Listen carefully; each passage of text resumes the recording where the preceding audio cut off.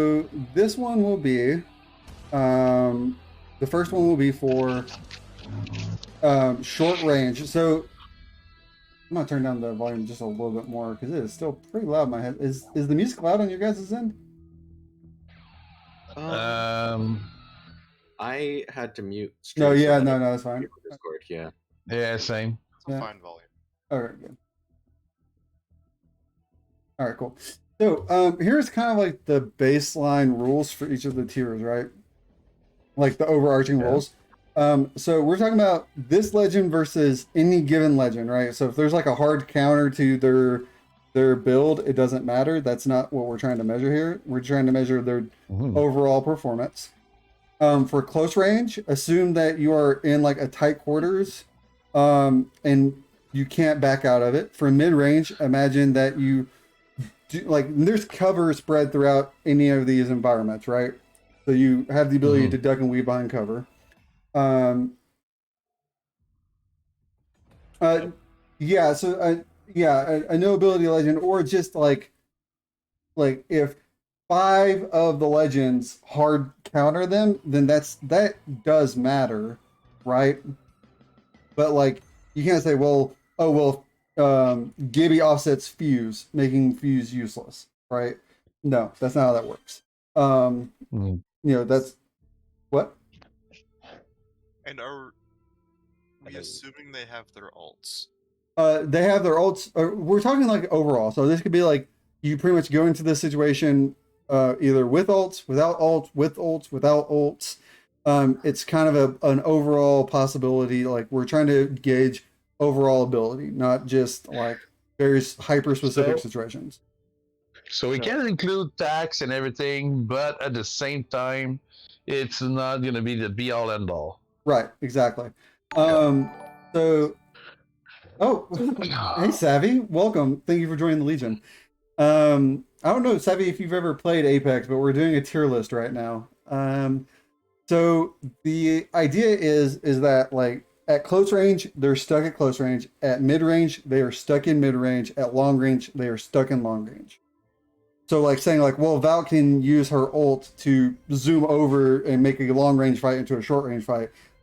While that is true, that's not what we're trying to measure here, right? That would be a valid argument for the overall, which is going to be the last one, right? So we're going to do close, mid, long, overall, right? So, yeah, Sevi. Okay. Right. So so Willow, that's a valid argument against Fuse, right? Saying like, okay, but Gibby, Caustic, Rampage, Newcastle, Watson, Rampart, these all have offsets. That would damper Fuse's overall rating in whichever category we're talking about, right? All right. So that being said, we are at time. So, who all do we have in the call? So we have Bunder, Echo, Jacoli, myself, Rasta, and then Willow is in chat.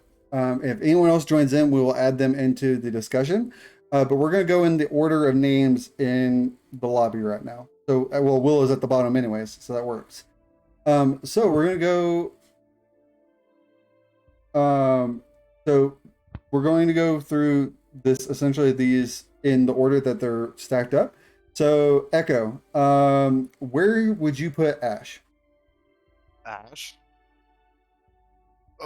Okay, Ashe's tether is innately good for close quarters, being able to pin an opponent down. But I would honestly say it has better utility at range, being able to force somebody out to stay in an open position. Right.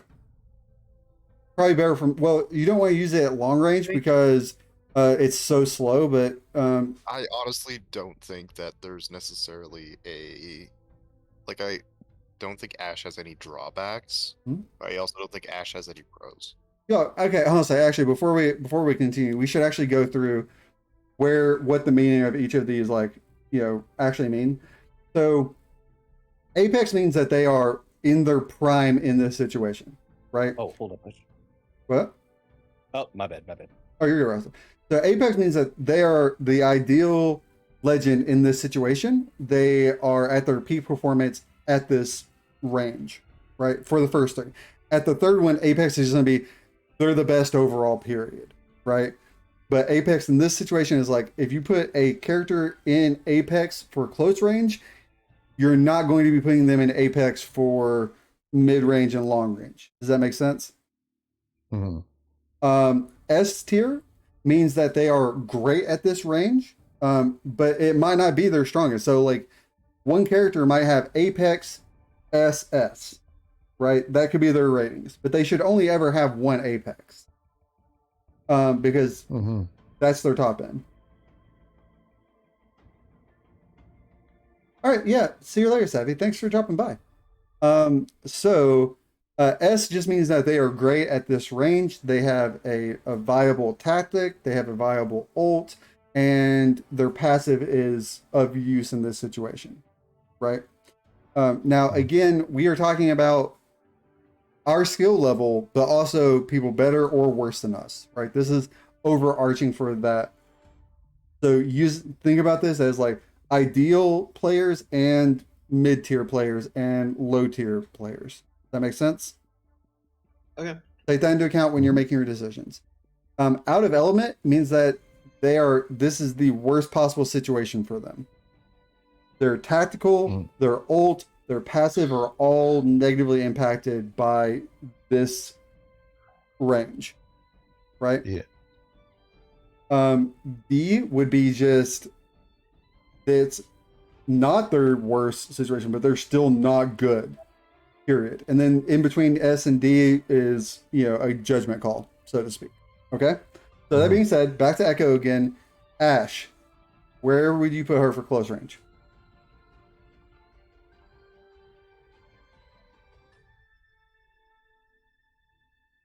Echo? I'd say my bad. Yeah. I'd say Ash is probably fairly mid. Fairly mid. So you're gonna say B? Around there, All right. personally. Echo says Bravo. Bunder, where do you think Ash belongs in close range? I am in agreement for Ash to be in B tier for close range Okay. because their kit isn't very impactful, but it's not like a very bad situation to be with. To be in with Ash. I agree. And I'll discuss my point whenever it's my turn. But Jacoly, what about you? I'm going to break from the mold here and say A, and purely because Sword's scary. And I'm stupid. Well, you know what? That's actually.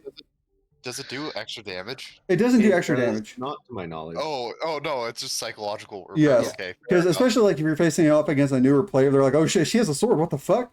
Yeah, it's cheap, but there are a lot of new players, right? And they are not going to know everything about the game, so it's valid. Yeah. So for my argument here, I'm going to say that I'm gonna actually say that she's A. I agree with Jacoly. Her tether does do damage, but also if you start to put them on the ropes, you throw that down. Now they can't retreat behind cover, and you leave them in the open enough to finish off the fight, right? That being said, her passives are completely useless for one-on-one encounters, right? Yeah. So I think for close range, I'm going to give her an A, but going forward, like especially in the overall, she's going to suffer because of her passive. All right, Rasa, you can go ahead and give your opinion, and Willow, you might want to start typing yours out while Russ is talking. I think I'm also gonna go with B because consider like her tactical is good for keeping someone in place, but at close range, depending on how close range we're talking about, that could just keep them in the radius of close range. Now, So when I say close range, I'm thinking like more than like the estates buildings, bigger than that. So like there is still viable. So think of like where you have a P2020 that's actually useful. Like I understand some people can hit shots with a P2020 across the fucking map or whatever, but like where you would ideally use like a Mozambique or an SMG, that's close range. Okay. Yeah, so it would help them. It would stop them from getting behind cover, but close range Yeah, I'd say she's B. Okay. But high B because sword is scary. Sword is scary. That's true. And plus, so Ash has one of the smaller hitboxes too, right? I'm not mistaken with that. True. I don't know if that matters so much in close range, but in mid and long range, I think the smaller hitbox does matter. Yeah. But okay, so Willow, if you want to dump your text now and let us know what your thought is.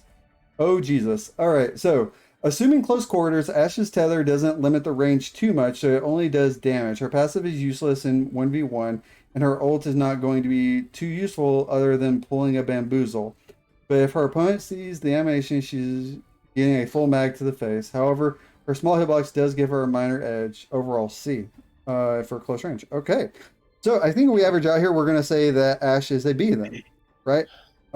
We have 2 A's, 3 B's, and a C. So I feel like that averages out to a high B. So we're going to, and so the closer to the letter, the higher they are. So once we get further in, we might actually be like, well, does Watson belong closer to the front of A, mid of A, or back of A? Things like that. All right. Okay. So Bangalore. And so we're going to change this up, right? So we're actually going to start with Bunder this time, wrap around, and Echo will be the last one to weigh in on this one. Just so we rotate through. Like running sprints. Okay. Yeah. Okay. So I have a question before I posit my opinion. Are we assuming any and all attachments? So we are saying that overall. So yes, while Bang having a digi threat makes her fucking heads and shoulders great in close combat because of her smoke, there's no guarantee you're going to have that digi threat, right? So you're going to have to, and this is on your personal judgment, like how much weight are you going to give that possible loadout in this argument? It's up to us individually how much weight we're going to put into that argument. Okay. Okay. Well, thank you for stealing the argument I wanted to posit. No. That's that. I knew exactly what you were asking. I knew we were going to. As soon as we talked about Bangalore, I knew we were going to have to talk about attachment. It was just unavoidable. Yeah. Okay. So in terms of Bangalore, her attack, depending on if you have the digi threat or not, is either super good or super bad because it removes sight.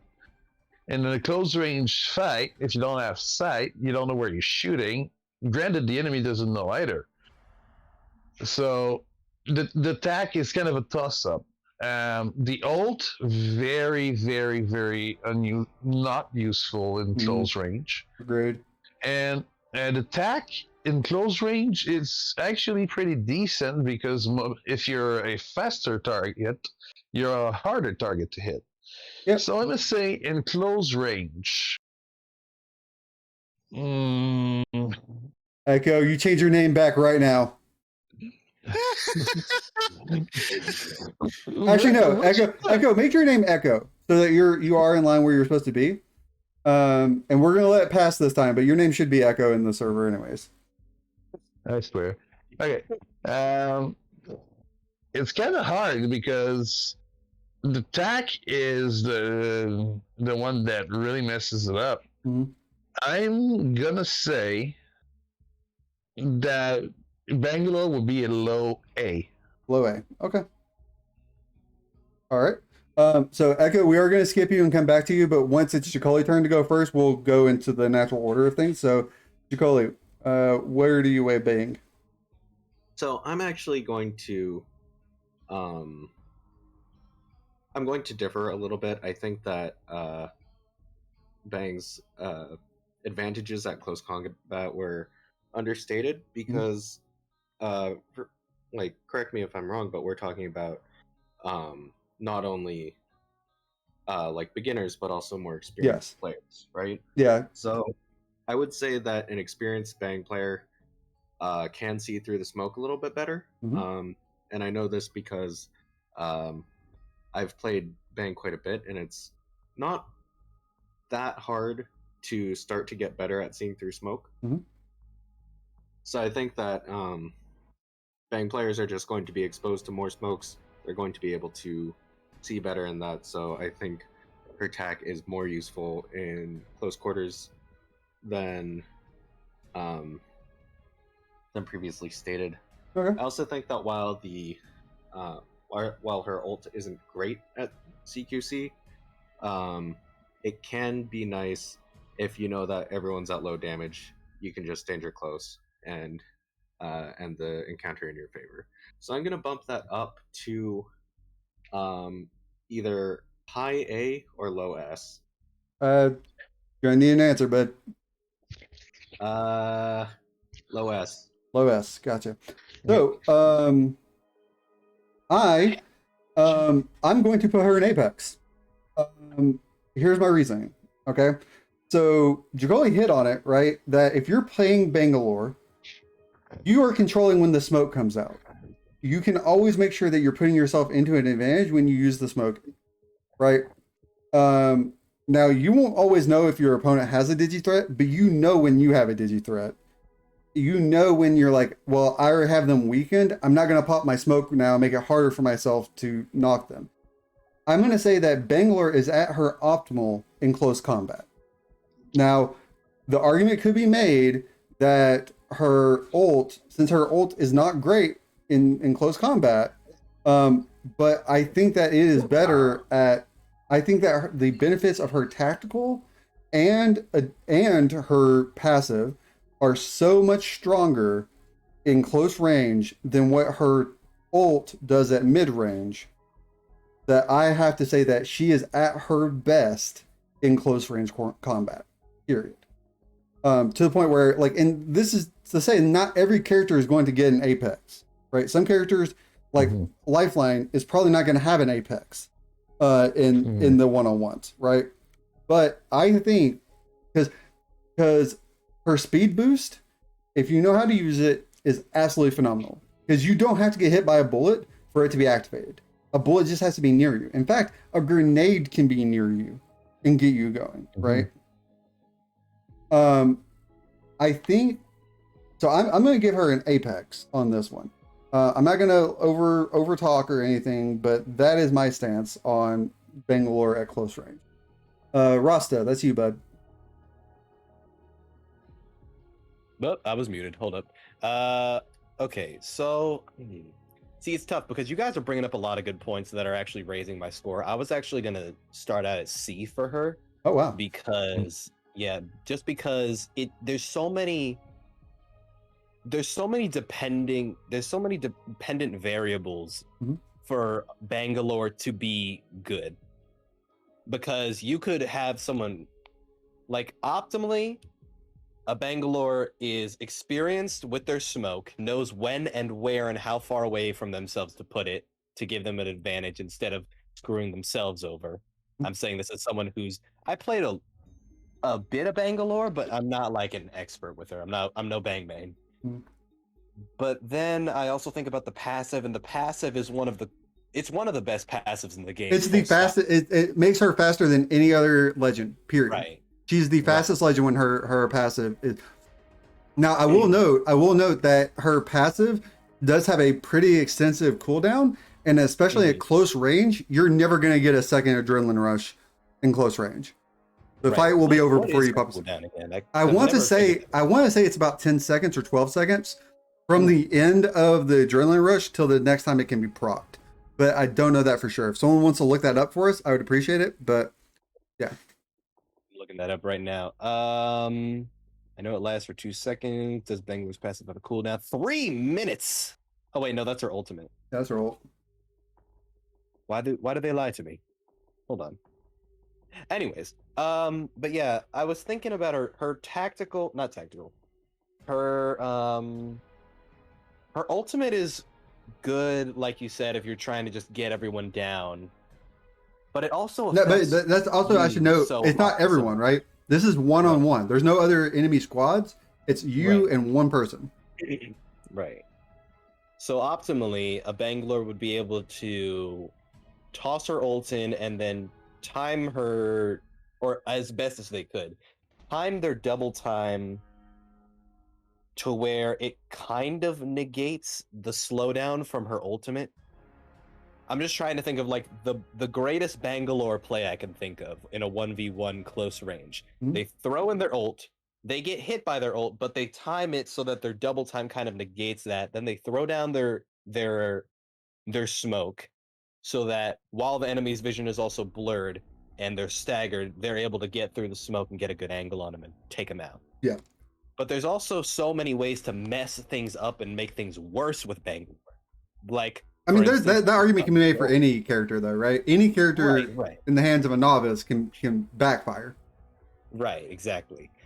I feel like Bangalore is one of those characters where if you really know what you're doing, she's one of the best in the game. But if you don't know, she could be one of the worst because you could be actively hindering yourself or your team. So you guys definitely bumped up my score. I think I'm gonna give her close quarters. Yeah, I think I'm gonna give her an A. Okay, it is. What about you, Willow? All right, Willow. Bang! Oh shit! All right. Whoa. I'll read it out for everyone. So Bang's tack is very dependent on both placement and the presence of a Digithreat. In terms of very good Bang mains, there are certain angles where you could shoot that gives you sight but blocks out the opponents, giving you the Digithreat edge without actually owning one. For the rest of her kit, while her ult is almost useless at close range, her passive is amazing for zipping around the enemies. This is magnified by the fact that a double time run in the smoke is terrifying to deal with. I agree with that very strongly. One more point to be made is tossing her ult into thick smoke and getting the missiles to rain down causes the screen to blur, the ground to shake, and warning signs to potentially cause sensory overload to an enemy in the middle of the smoke. In the end, I'd place her solidly in A. All right, so Echo, finally your turn. I would argue, yeah, it's much the same. I would say that Bang isn't at her apex here because ultimately there are so many dependencies and things that could go wrong, right? You're not always going to have a Digithreat. You're not always going, right? There's also a lot of legends who just can abuse the fact that, like, where her smoke is more beneficial for them. Crypto and Bloodhound specifically, as well as Seer. If you're going up against any of those three, all of a sudden they have the advantage if you pop your smoke at all. Right. Um, But again, that would be a that situation. goes back to like discipline and Right. very specific situations. Which is kind of what I'm getting at, right? Is it's all very situationally good. Right. There is no, which is why I want to say like B, right? Because it's, or even A, right? Because it's not terrible, but it's also very situational. Fair. All right. So does anyone have any final words? Well, Nope. that was another thing I forgot to bring up was like just on the topic of situationality. Is that a word? Yeah. Yeah. Okay. Sorry, go ahead. Sorry. Okay, sorry. There's so many legends with a scan ability. Like even thinking about like Maggie, she gets 1 damage on you and she can see you highlighted for like a second. Mhm. So that was another thing that was gonna bring it down to B, but I think the positives outweigh the negatives. Yeah, Maggie could just fire a burst with something automatic and Yeah. get. Okay. The only thing I'll say is that in the context of close range, while yes, Willow made a good point about when you use the ult and into the smoke and everything, yeah, you're playing sensory overload on the enemy. But I'm of the school of thought that if something you use is going to hurt you and stagger you in some way, shape, or form, then it's actually you're giving the opponent an additional edge against you. So for that reason, that's why I don't think the ult of Bangalore in a close range situation is helpful at all. It's also, you can also hard counter Bang's ult with specific legends. Yeah. Gibby or I know it's always really fun when I do it. So overall, we have her sitting at A then. I would say high A because she does have an S and an Apex. So right now she's going to sit at the top of A, and it's going to be hard for someone to get above her in A without going into S. Okay. All right, Jacoli, you get to be the first to weigh in with Bloodhound.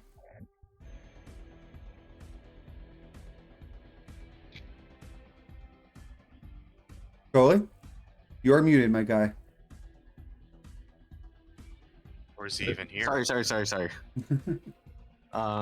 Bloodhound is really, I freaking hate when Bloodhound is near me. So that's all I need to say. Apex. Apex? Okay. Yeah, Bloodhound's terrifying in close range. I If you want real reasons, then it's ult gives like enhanced speed, a little bit of tracking ability, and then the ability to spam scans, which is scary enough on its own. And that's really all I think I need to say. No, since I'm going after you, I'm gonna piggyback and say Apex as well. Specifically because he does not benefit at all in mid or long range from his kit. His increased speed and sensing abilities and everything else at mid range and long range aren't going to do anything. So his ult's pretty much useless outside of close range. His tracking ability, so his passives, again, outside of close range, not going to be useful. I'm going to stop you really quick. Digi threat vision. Okay, so again, Which can be absolutely really good with like a Kraber or other long range weapon. okay, so his ult can have usefulness in. Completely useless. Okay, it can. Yes, it can have usefulness outside of close range. It loses 75% of its versatility the moment you get outside of close range. But at close range, I think people are hard pressed to find someone better than Bloodhound for up close and personal. So for that reason, I'm going to give him an Apex as them an Apex. Jacoli, sorry, Rasta. Yeah, I'm sitting here. I was gonna say A, but then I'm trying to think of a downside to having Bloodhound in close range, and I really can't think of any. Like you said, they're tactical, they're ultimate, and they're passive. Like if you somehow make it away from the scan and the digi threat vision and the heavy breathing that's chasing you around in the circle. Oh, his roar though! Oh my god, dude. Yeah. You want to talk about mind games getting you scared? How's just roaring and heavy breathing? Yeah. Hold up. I'm gonna say Apex. All right, Apex. Willow.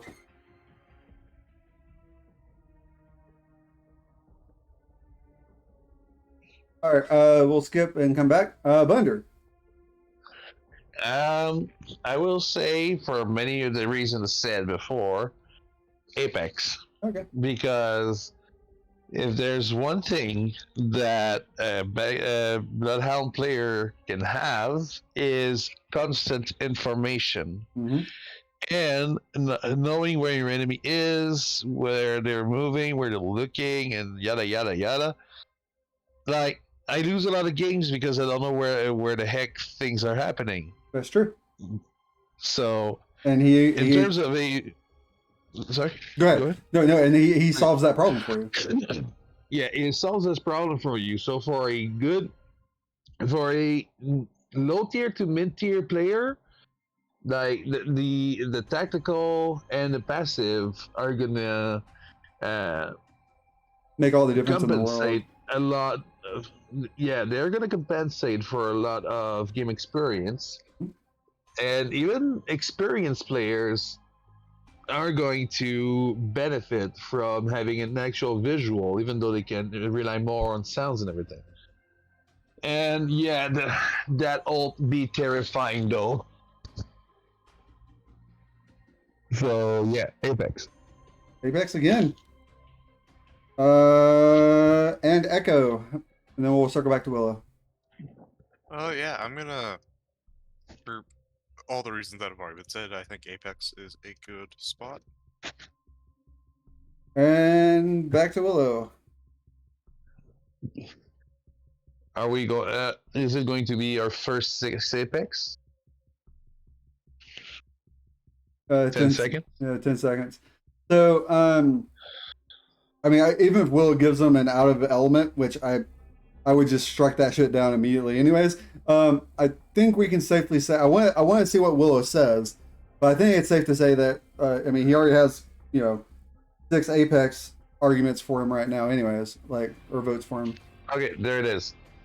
Not much to say for this one. His passive is a no, but his scan is very useful when there is any cover around. His ult recharges his attack and gives speed, built-in digi threat, and scan every 8 seconds. But one of the things I'd say about it is that his roar and breathing is fucking scary. The only reason I'd not play his Hound in Apex is because of his scan and ult disabled him for 1.8 seconds or 0.9 seconds in ult. I'd play Sin.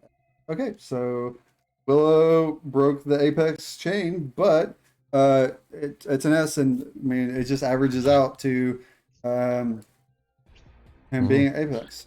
So, but Willow's argument is actually pretty good because, and I'll say it like that: being stunned, I will say stunned in this case. Being stunned for 2 seconds or 1 second is game breaking. it is. So here's the thing, right? If you're going to give him an S and he's not going to be Apex anywhere else, I would say that you can say that he's an Apex in that category, right? But yeah, Willow just said it.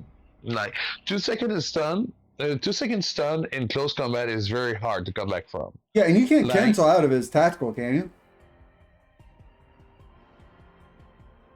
Yeah, that's what I thought. So yeah, I agree that it's kind of a double-edged sword, but at the same time, I would say the rewards outweigh the risk. Yep. Because you can duck and weave out in and out of cover and stuff like that, but as long as you have the scan, you're following that shit. You know exactly where the enemy's going to be. Let's also not forget. Oh, sorry. Go ahead, Ross. Go ahead. Let's also not forget that any kill you get any kill or knock you get while in the ult extends its time. Right, but this is a one-on-one situation. So. Oh well, yeah, I guess so. Yeah, but I will argue against Willow and him saying that his passive is a no, because it can make a huge difference whenever, if they're trying to run away from you, right, and you're trying to chase them down to get that final shot, and no matter how good they are at bobbing and weaving, you will always see what direction they've been running towards, right? True that. So I think his tactical does have merit even in close range. No, you're everything. Yeah, his tactical or his passive will still give you information. If they're trying to run from you, you can still trace them down. You won't get the I can confirm that because I've been playing Bloodhound yesterday, and I could see pickups, I could see jumps, Reloads. Yeah, pickups as well are being tracked. Yep. So slides, jumps. Oh yeah. Okay. Footsteps only. Yes. Hold. Yeah.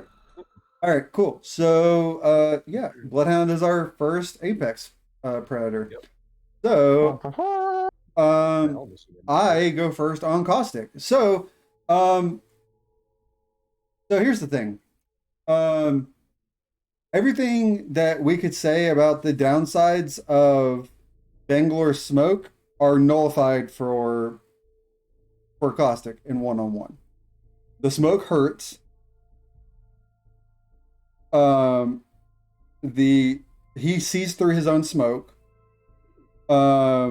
He has fortified, which is going to be at its most important in close combat. Now, it's always important. Don't get me wrong.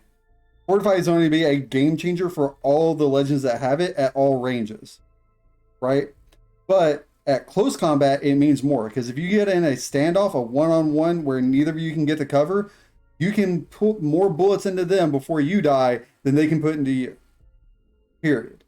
With the exception of other characters with Fortified, but that's not really nullifying the advantage. That just makes sure that you also don't go down before they go down, right? So for that reason, Caustic is an Apex Predator at close range. His ult, his tactical, his passive, all extremely useful. Even if you're at close combat and trying to sneak around, the ability to throw down his tactical in blind spots, and the fact that he gets 3 of them and they recharge after what, 6 seconds, I think? Right? Or no. His isn't 6 seconds. That's someone else. God, what's his tactical recharge? Because he stores up to 3 of them at a time. I think it must be like 5 seconds or something. It's really low. It's lower than Fuse's Knuckle Cluster. Oh, it gets 14. Wait, 20? 14 seconds. Oh. Okay. Because I think Fuse's is 16 seconds. I could be wrong about that though. Which I'm a Fuse main. I should know that, but like, whatever. Big fan. Oh, the cooldown on offense. Yeah, fences are the one that charge the fastest, right? For the tacticals. I don't know. I don't think so. All right, cool. So that being said, my placement for Caustic is Apex, and I will say that he deserves that spot more than any. I will say that he's top Apex for me. Okay, by the way, the Nox traps are 20 seconds per. Okay. Oh, my bad. But you can't deploy them all that quickly. Yeah. 6 max. Oh, so you I think you. Oh, in arenas you can only hold 3 of them. Yeah. Mhm. Gotcha. I don't. In BR, it's a max of 6 on the ground, but you can only have a max of 3 charges at a time. Oh, gotcha. Okay. It's like ramparts. Yeah. Yeah, gotcha. All right, cool. All right. So I've said my piece. Rasta. All right. So for me, I agree with almost everything you said about Caustic. Well, he's terrifying at close range just because of the amount of gas the amount of AoE he can have can basically fill the entire close quarter space. Having his tactical and ultimate, but also not to mention, well, not as much anymore since now the barrels have health, but you can use the barrels as cover if you crouch behind and move around enough. Yeah. The only downside I'd say is the amount of time it takes for the animations to finish for the gas to become effective. For the tactical, you gotta wait. You gotta stop shooting and wait for the animation of him to throw the barrel, which leaves you open. Yeah. And then you gotta wait for the barrel to get all the way up. And in close range, it's really easy to shoot the barrel down before it's finished filling up. But that does take time away from getting shot at. For me, I'd put him in S tier just for the fact that I've won a lot of close quarters fights as Caustic, but I've also lost a few just because I'm trying to put out as much gas as possible, but Right. they were just a little quicker to either shoot the barrels down or I was a little too slow getting my gun back out. Yeah. So can I point something out and hopefully get you swayed over to Apex? Sure. You didn't talk about his ult at all. No. The ult doesn't have the animation problems. The ult is terrifying because you can just fill. Also, in terms of mind games, since we're adding that into a lot of these, being surrounded by green gas that slows you down and does more damage the longer you're in it, that's a hell of a mind game there. Yeah, and his ult, so a because the premise here is that you can't escape from close quarters or from medium or from long range, right? You can't escape from those distances. In close quarters, him throwing a fucking his gas grenade in the middle of a close quarters combat, there's no escaping it, and it does enough damage to kill you. Or no, sorry, I think it does 75 points if you're standing still in his ult for the entire time, I think it deals 75 points of health, right? I could be wrong about that. In fact, we might have to experiment with that. But it does so much damage. You're slowed, you're blinded, he's not blinded.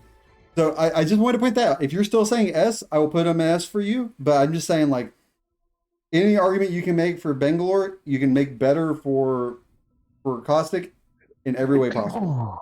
I still think he's much better at than Bangalore at close range. I'm gonna stick with S tier just because of the animation times and how much that could possibly screw you over. Hmm. But I won't deny he's one of the most terrifying, possibly even more than, because Bloodhound, they still have to hit their shots to kill you. Hmm. Yeah, Caustic just has to stay away from you unless poison. Caustic just has to fill the room with gas. And I think the fact that he's one of the most regularly adjusted legends in terms of like patch notes and stuff, how many nerfs and buffs he gets because of how inherently strong his kit is at close range. Hmm. It says a lot. But I'm still gonna be an S tier just because of the animation times. Okay. Willow, do you need more time? We can come back to you, Willow. Okay. Apex, no doubt. Fortified, gas, one-sided blind, throwable cover with 150 health each, and an ult that covers an AoE that almost as large as Gibby's Rain.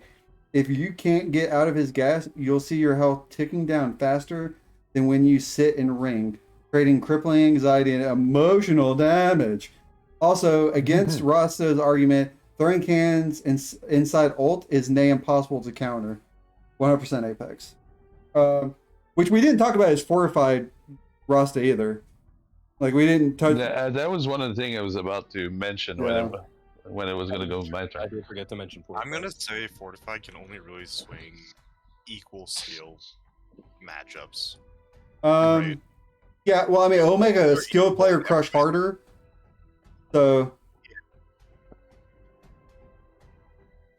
but I would argue that out of all the characters with Fortify, as far as a one-on-one situation goes, Caustic benefits the most from being fortified in close quarters, because him being fortified, it means that he has more chance for his gas to tick down your health during a firefight versus if he did not have fortified.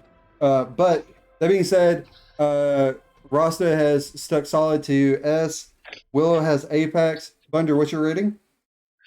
Okay, so there's also another thing I didn't hear from when y'all talked about Fortified. Hmm?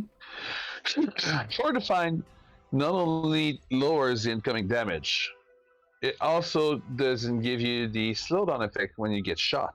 That's true. Shit, I didn't think about that. That's true. So Fortified is an absolute beast of a game changer, even more so on a terrifying beast like Caustic. Yeah. His gas, his grenade is terrifying, and I hate it every single time I have to face it. I swear every single time. Mhm. And for that reason, the mind games, the sheer damage output, the sensory overload, it's a firm close range Apex. Mhm.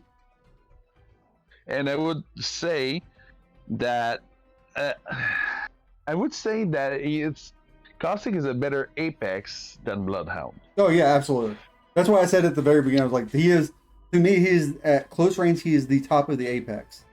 No one outdoes him in Apex for me at close range.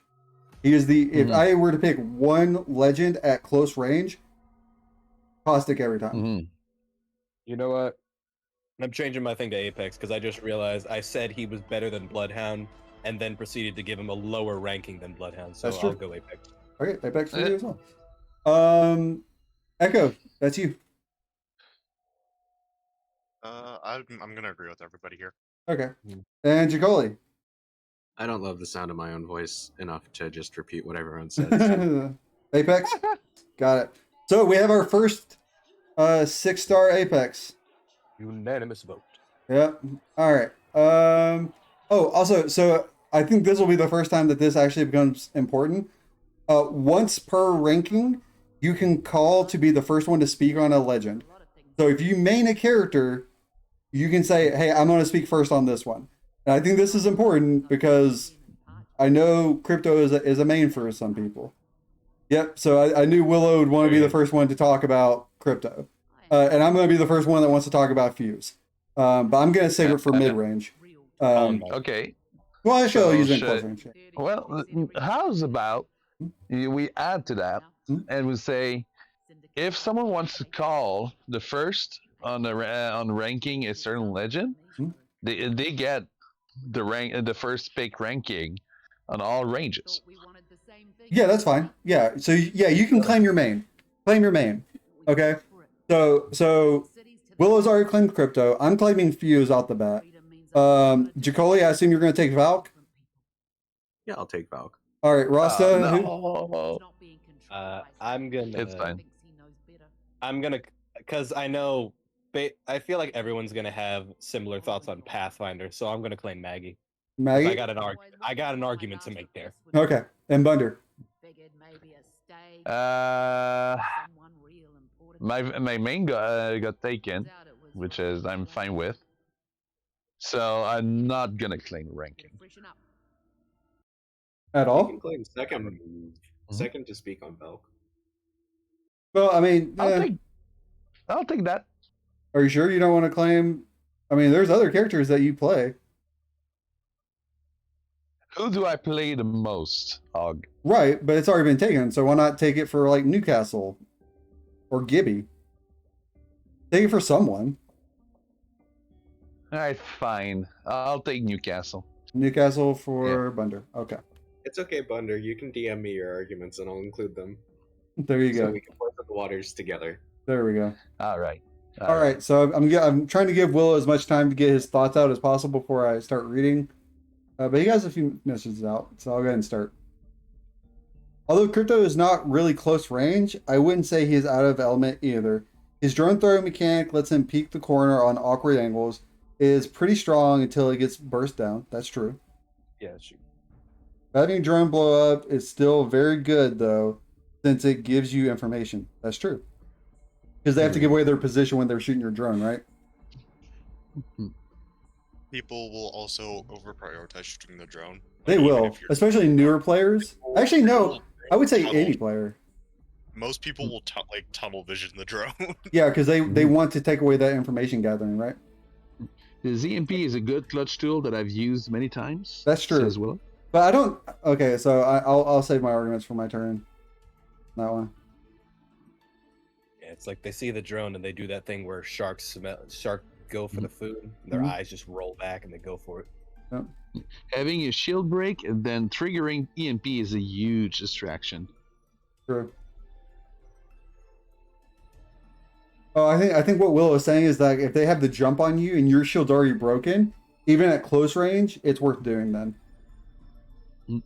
Since you're the only one who knows when exactly the stun will hit is great. And yeah, you hit the nail.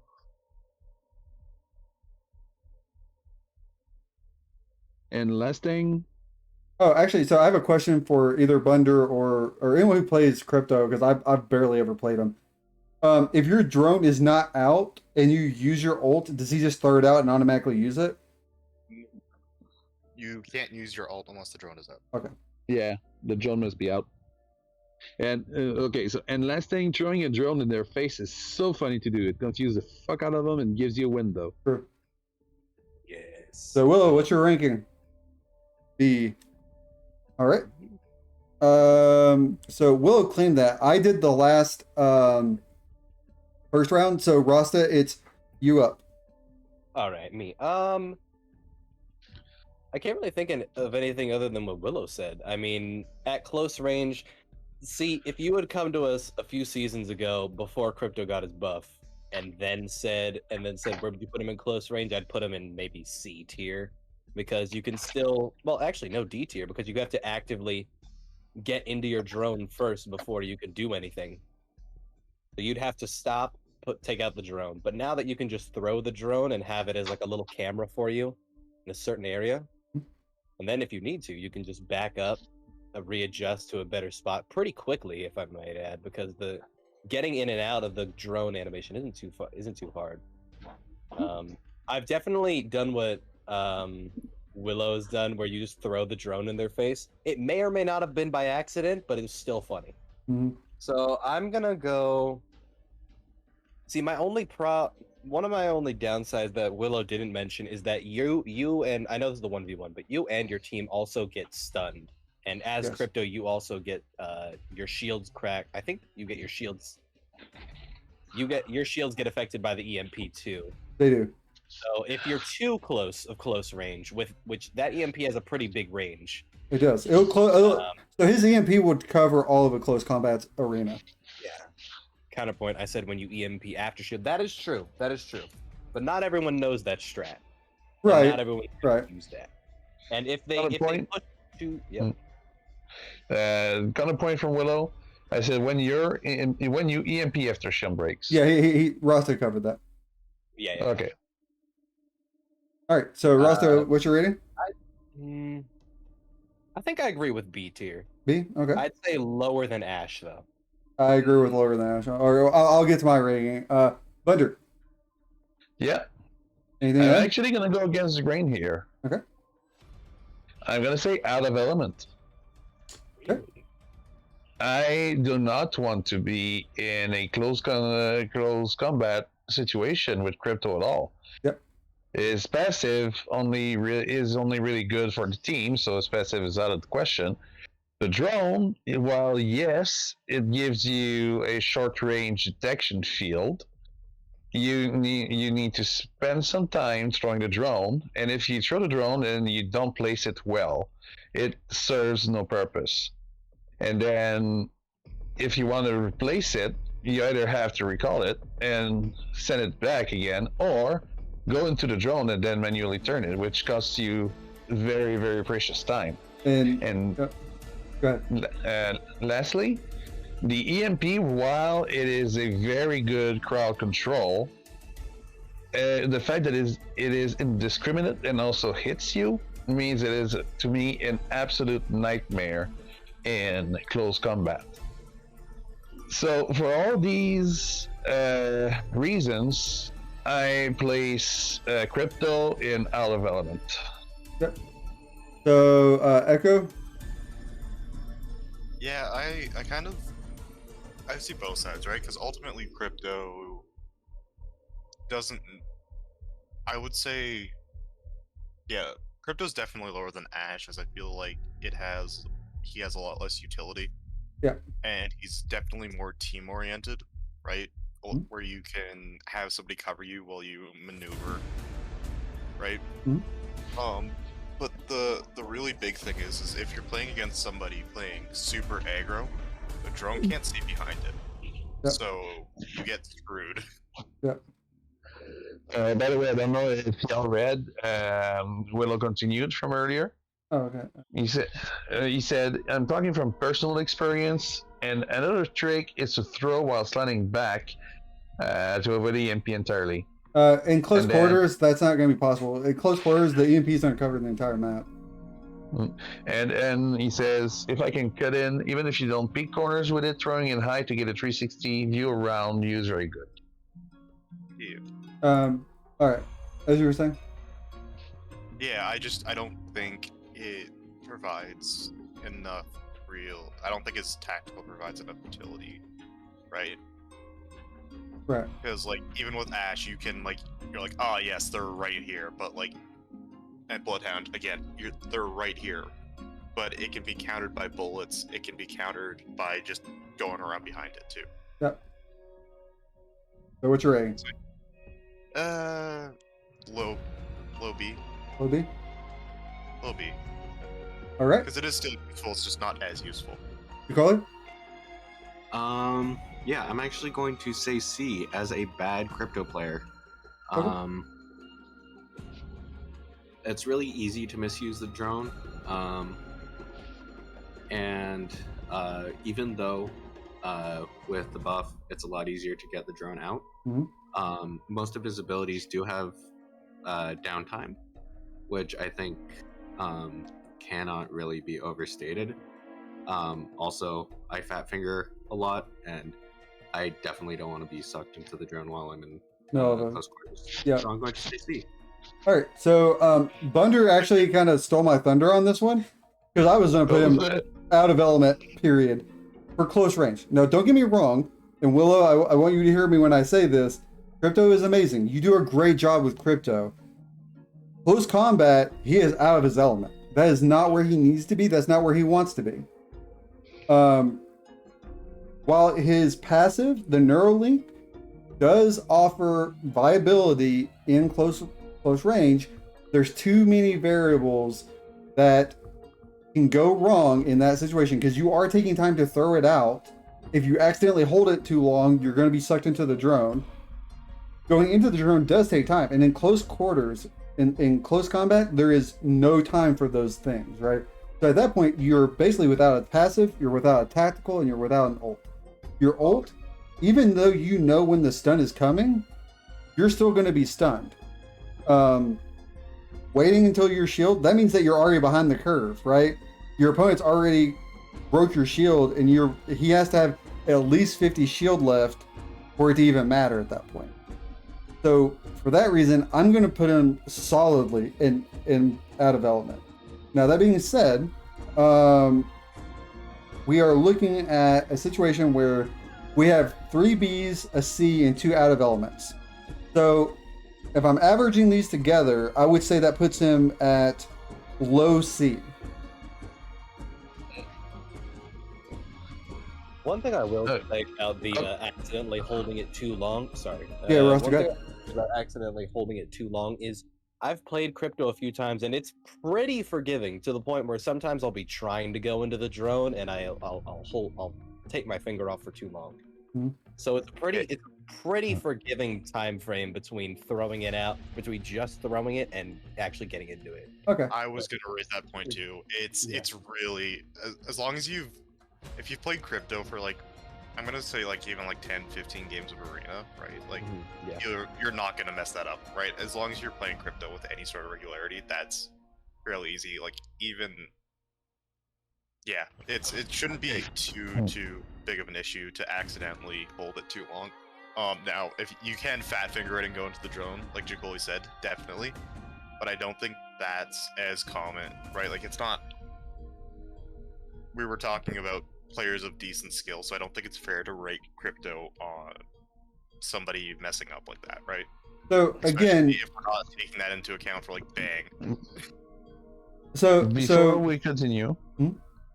Will made 2 new posts. So he says first, okay, I'm gonna make a revision. If EMP covers the entire map, that means the player area is like less than 25 meters. That means helm scan and chase potential is useless. That also means Bang's ult tack is extremely hard to position correctly. Sure. Yeah, and those are all things that I kind of pointed out. Except for I would say that no, Bloodhound's tactical is ideal in close range. Because mid-range being greater than 25 means that there's a good chance you're not going to get them on the scan for Bloodhound. But either way, that's the whole reason I was arguing that Bang's ult is a detriment at close range. But her smoke and her passive are both so good at close range. It outweighs the fact that you usually essentially have a dead ult.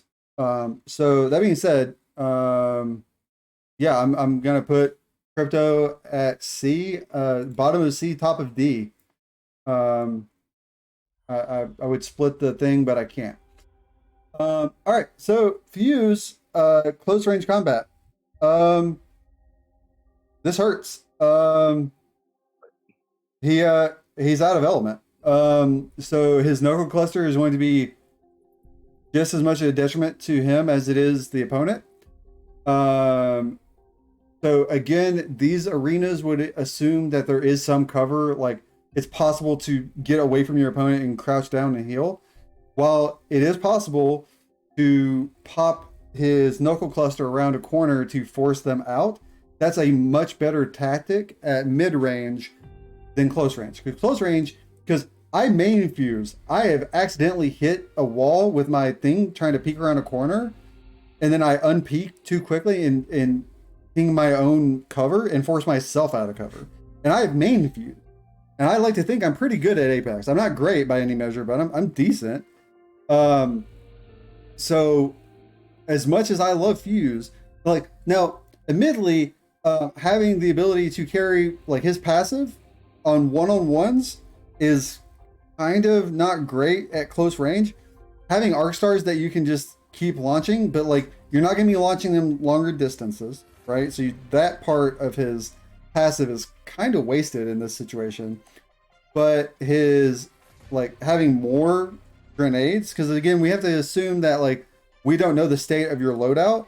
But if you're like maining Fuse, right, and you're picking up grenades along the way, whenever you come into this fight, you might have fucking 6 arc stars and 2 frag grenades. I run around with 6 arc stars and 2 frag grenades pretty regularly as Fuse. So that being the case, as much as I would love to put him higher, his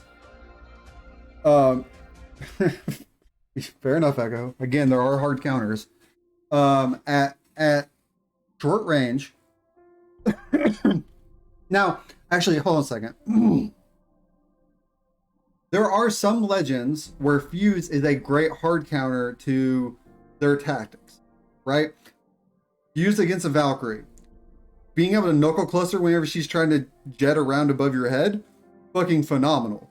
Knuckle clustering a Rampart while she's trying to set up one of her things so that like it puts up her thing and now all the things are on her side of the wall. Great. Knuckle clustering a Gibby, like peeking inside his shield, dropping a knuckle cluster, pulling out to force him out of his own thing. Great. There's a lot of tactics that work great with Fuse in close combat against specific legends. And being a good Fuse player means you need to know when you're gaining benefit from playing as like playing those angles and stuff, right? Now, again, unfortunately, I'm gonna have to say that Fuse is out of his element here. So actually, I'm gonna retract that. His ult can be fucking phenomenal in this situation. I can say that fairly because at close range, his ult can fucking drop someone instantly. Now that's a very skilled shot, but getting hit by his heat from his mother load slows you, blurs you, and you take continuous ticks of damage. Going through it twice, because if he does it right, if you're trying to run away from him and he drops it in front of you and you don't react in time and you run through 2 rings of the mother load, you're pretty much dead at that point. So I take that back. Bunker trap go burr. Huh? Haha, bunker traps go burr. Exactly, right? So that being said, I'm actually going to put him in C instead of out of element. So as much as I love you, Fusey, my boy, C is where you're at. Now that being said, I think we're back at Bunder. Or no, this would be... Oh, no, yeah. So Rasta, actually, you would be up next.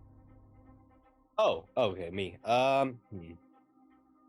Yeah, I'm gonna have to go with a D actually because as good as his ult is at possibly just one-shotting someone who isn't paying attention, the fact that his whole kit revolves around explosions and you're not immune to or like even debuff resistance, you're not even resistant to any of them is a bit of a problem. At close range, yes, I agree.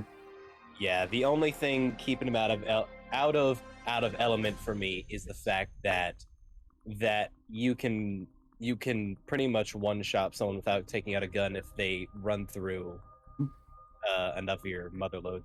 Yep. So I'm gonna put him in D. All right, D it is. Willow, do you need a moment or are you good?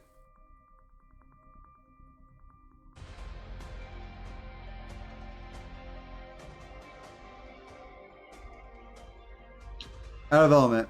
even grenades are indiscriminate, and his ult isn't big enough to circle a 25 by 25 meter, the ult will end up in circle in the middle, burning both.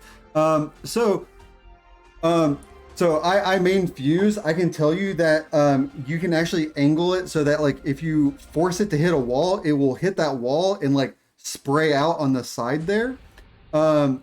You can keep it from covering the 25 by 25, and it gives you threat vision while they're inside of it, right? But I see where you're coming from. Same thing with Crypto. So what? Counter argument, you can do the same thing with Crypto by throwing the drone in the air. You can force it to cover a smaller area. Yeah, but this can kill someone by hitting it. The drone won't. Fair. So, well, I'm not gonna argue. You can limit the exposure in Right. both cases. Okay, but I'll put him. I'll put your vote down as out of element. Because like I said, I was initially going to put him out of element, but I kind of talked myself out of it. And not just because he's my main man. All right, Bunder, that's you. I will say out of element because noobs to mid-tier will invariably blow themselves up. That's true. Even a skilled player will have a hard time with all the action going on and all the movement going on. The mortar load is going to be extremely hard to shoot while you're being gunned at. And knuckle cluster, same deal. All of the grenades, same deal. And it's even worse when you consider the Arc Star, because the Arc Star range is deceptively large. I agree. If you misshoot that Arc Star and you're not paying attention, you're gonna break your own shield. True. So it's a firm out of element from me. So I will. So, yeah, okay, that's fair. All right. So Echo. Yeah, I'm gonna have to agree. Explosions aren't good at close range. And Jacoli. I'm actually again gonna be an asshole and say I disagree. I think that we are thinking in kind of constricted terms, and when we're talking about close quarters fighting, yes, there is like arenas and large rooms and funnels and canyons, but there's also structures, right? Mhm.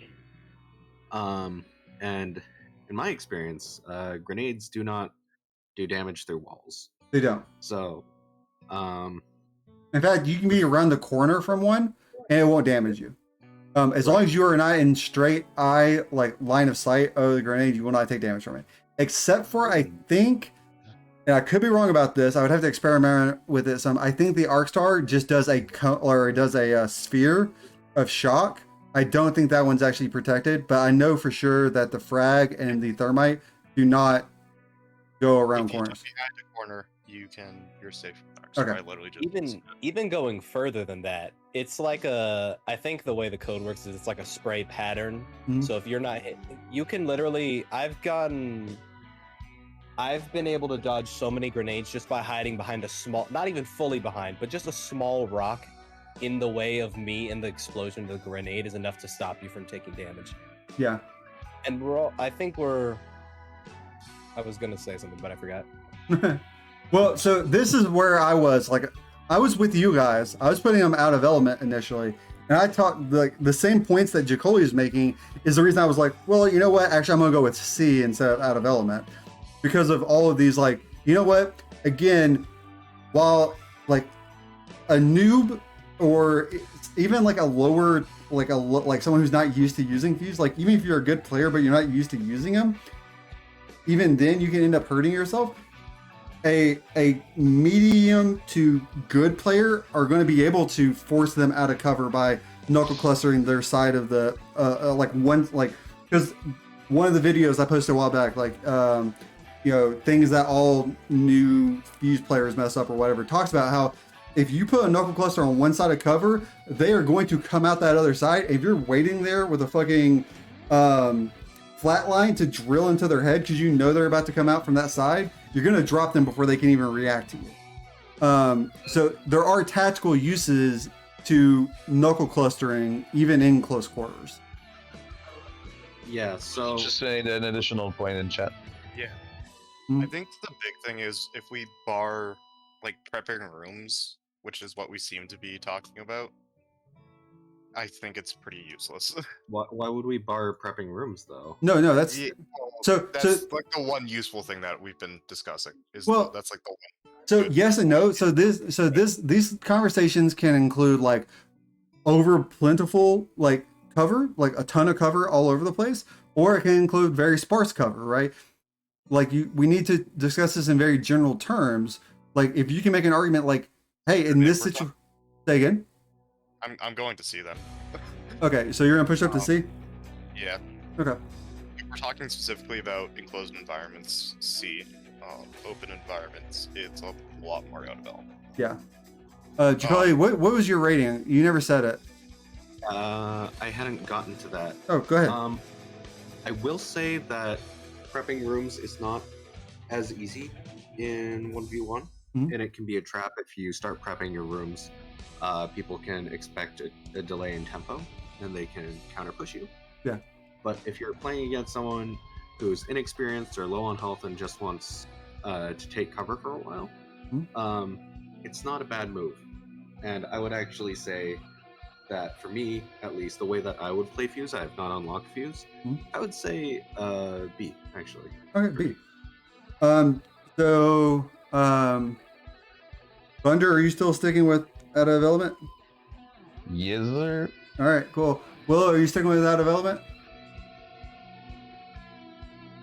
There's also the fact that in terms of turning your damage into their damage, sorry about that.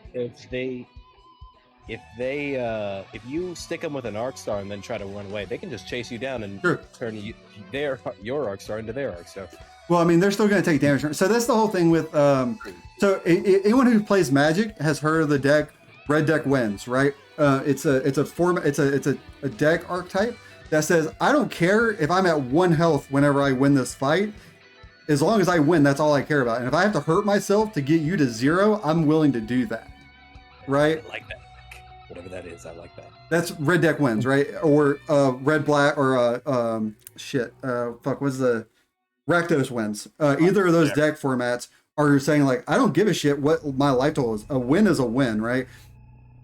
If you take that mindset into going into a close quarter combat with Fuse, and you're like, I'm going to take damage from this knuckle cluster, but so are they, and I can force them to be where I want them, so that I can unload my fucking prowler into the back of their head, or whatever. That's how you have to think about using Fuse in close quarter combat. And that's right. Like I said, I was initially going OOE, and I went up to C because I was like, no, as a good Fuse player, you can absolutely, like, I would say that in the right hands of people, he could be S tier in close quarters combat.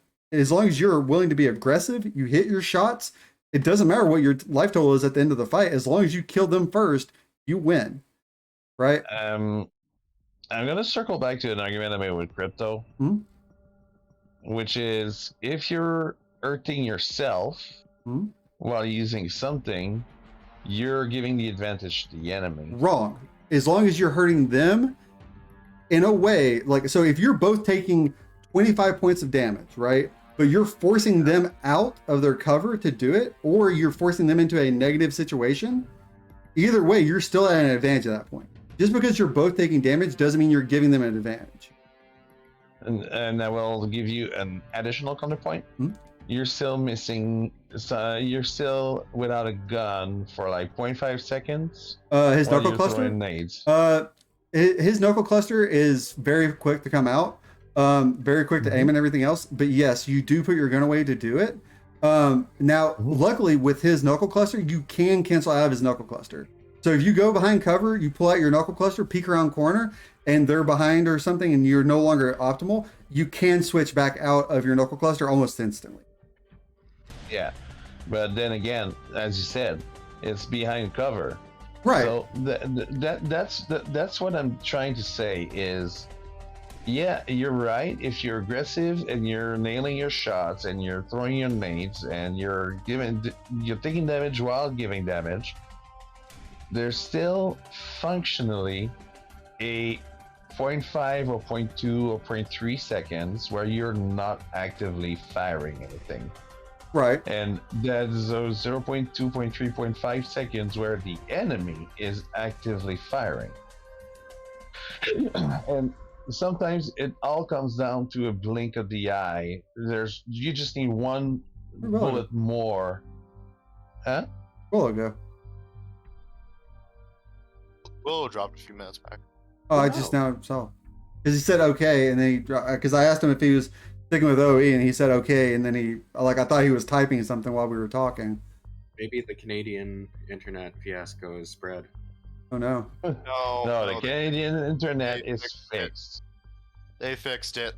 Okay. For now. The internet is safe once more. Thanks to Batman. Anyways, Mr. Coley, we can talk about the Texas power grid. Thanks to Maple Man and Hey, that's the anti-state to California. I don't know what you want me to say. I would argue that Florida is the anti-state to all states. I'd argue Dear that Lord. Florida There's is a an state. anti-state, and then there's And the I'm anti-state. sorry, let's shut up. All right. Please. Get back to Bunder, you're sticking with D, right? Yeah. Why are you raising my rating? Oh, you weren't the who is D? Wasn't it Mirror Coley. Oh, that was Like I- me. I was D. No, you were D. Okay, Rasta. Yeah, So that was Rasta, you're Rasta. sticking with D, right?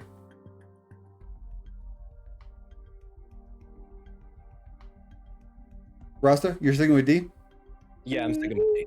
All right, so if I'm looking at this, averaging it out, it looks like we are low C. So fuse, because with the B, 2 C's, a D, and 2 OOEs, that puts us in C. I Low will C. say then I would put Fuse higher than Crypto. All right. I hope Willow gets a chance to come back.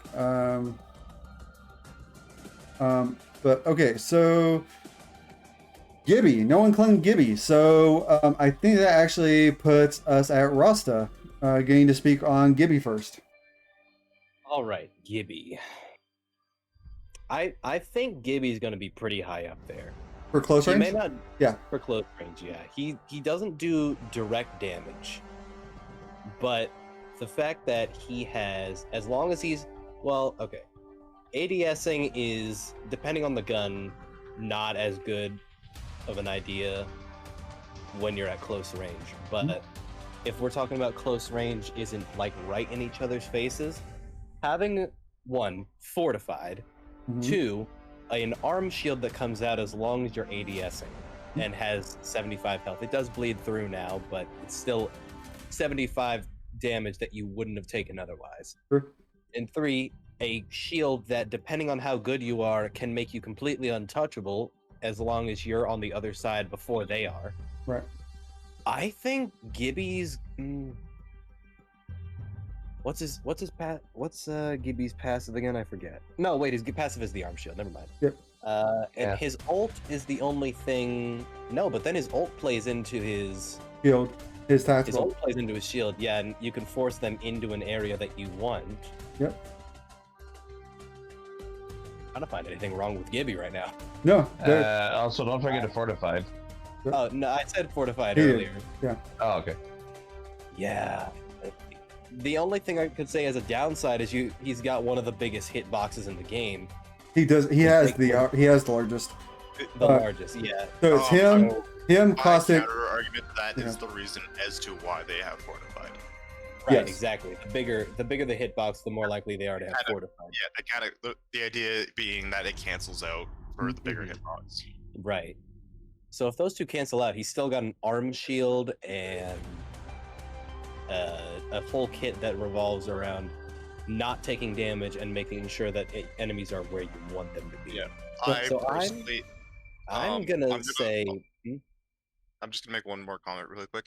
I'm also gonna argue that a bigger hitbox doesn't matter at close range True. because Oh, most that's true, shots yeah. will hit regardless. True. you know what? That's true. Hitboxes you're most close matter. The most important thing with hitboxes is going to be at mid range. Mid range is where hitboxes actually matter the most. Sure. Yeah, I'm gonna say the only downsides of his kit are that The shield takes a while to come up, so in a 1v1, you're probably going to have one of them, but you could only need one of them. A Yeah. good Gibby player only really needs one bubble in a 1v1. Yeah. Maybe not even. And his ult could, like, if you're trying to play the bubble, then if you toss down your ult on top, you could have to get out of the bubble and then stun yourself. But other than that, I think I'm going to put Gibby in Apex because... So hold on a second. To make sure that you're sure about that, you only get one Apex per character. Are you sure you want to give him Apex in close range and not mid range? You know what? No. Okay, S tier. S S tier tier. for Gibby and Apex. Yeah. S tier for Gibby close range. Okay. I just wanted to make sure. Thunder. So, Gibby. As much as I don't like playing Gibby, I agree that his kit is pretty fantastic. His ult runs into the same issue as Bangalore, in my opinion. Though the shield could protect you from a certain zone, from it makes it more different. Fortified is a big plus. The arm shield, I love using the arm shield because I use a lot of the Peacekeeper with them, the 30-30, a lot of weapons that require like careful aim, and Gibby's arm shield allows you to do just that. To me, I wouldn't put it under I wouldn't put Gibby at Apex. I would put Gibby at S. Echo. Yeah, I'd say S too. All right. Anything to add, or you just S? Just S. All right. Rolly. Gibby close range. Yeah. Gibby's negatives don't really show through as much at close range. Once you see that ADS shield, you're already engaging. Yep. I would say that his ult and tac are not as useful in close range. I would say his tac is. I prefer it when my teammates uses tac at medium to long range because what it does in close range is it just adds a partition. Yep. In terms of hitbox and size, I agree with Echo. Your hitbox doesn't matter as much, so the resistance you get from being a larger character is preferable. I don't have a lot of practice using Gibby, so I'm just going to kind of defer, but I will just say A. I don't think it's S or Apex. Okay. Willow, we kind of had to skip you because you were out, and I already read that Echo before you deleted it. So, Willow, do you want to go ahead and weigh in on Gibby before I do?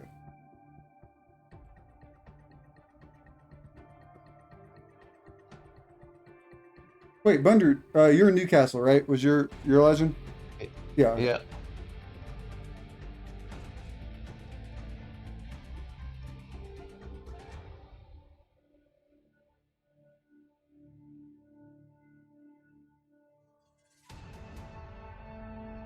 Okay. Hey. So I'm going to give him S, and I would say that I would give him Apex if it wasn't for how much more beneficial he is at mid range, because his mid range he doesn't have to worry about using his tactical to get away from his own ult. That being said, something no one really talked about was Peacekeeper, 30-30, Sentinel with no scope, Longbow with no scope, 30, or I already said 30-30, Charge Rifle. There are so many weapons that Gibby can use at close range more effectively than any other character because of that bubble. I talked about it. You- Talked about the weapons. Well, I'm talking about weapons specifically, right? We're going into this situation. you're not going to be able to buy your loadout arena style, but you're going to come across one of those weapons in your initial loadout, right? And then you're going to keep building up those weapons as you go through. So Gibby, more so than except for Maggie and Rampart, has weapons that he wants very specific weapons more than other characters, right? That are just Anything going. that's high damage, any of those big risk reward weapons, Yep. he's really good with. And he's going to benefit from a lot more because they're going to sit there and try to, like, they might get 2 or 3 submachine gun bullets into you, but it's not going to matter when you unload a fully charged Peacekeeper into their dome. When you poke outside the thing, hit them, and get back inside the dome, and they only get like 3 shots on you in that span, right? You know, or having a rampage that even if it's not fully charged, you can sit inside your dome, start getting the first like 3 shots off before you even poke out of the dome, so that you already start getting that. Or the devotion. There are so many weapons that Gibby benefits more than other characters by using his dome effectively. Now, the reason I don't give him Apex in close range is because all that is also true, but even more so at mid range, right? So for me, I'm going to say yes, which is going to give Gibby a pretty strong S tier. I think we're going to have a hard time finding someone to go. And I honestly, the way we're talking, like, I'm loving this, guys. The link that we're going at, we're probably only going to get through the close range combat tier list today, and I would love to do this again, you know, next Monday or whatever as well, and do one of these a week until we're done with all of them. Yeah, I must say, like, we're only 7 legends in, and hour and a half. So yeah, let's think we're just gonna do the close range. Yep. So Bunder, Horizon. Or no, sorry, Willow. Horizon. Willow gets Okay. first stab at this one. Because Rasta got first stab at Gibby. Go for it, Willow. This definitely would have been Beta's first stab if he were able to make it. He mains Horizon.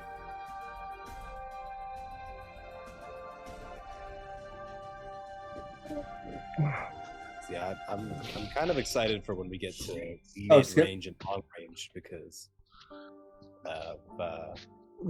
I like the movement legends a lot more. So stuff like Pathfinder, Octane. So you have to remember that one of the rules is you can't close the gap. Oh, So if you're at mid range, you're at mid range. that's still Yeah. So when you talk about Pathfinder, if you want to talk about the movement skills, it's close range that you want to talk about those things. oh yeah, close range. He's God. Yeah. So Bunder, Willow said skip. I'm guessing they have a lot to write out about Horizon. So Okay.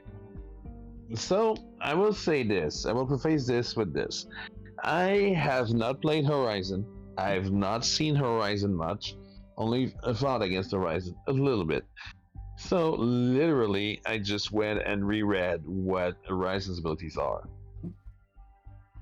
So if I'm being super objective in terms of just taking the ability at face value, I will preface by saying that her passive and her attack are not useful in a close range situation.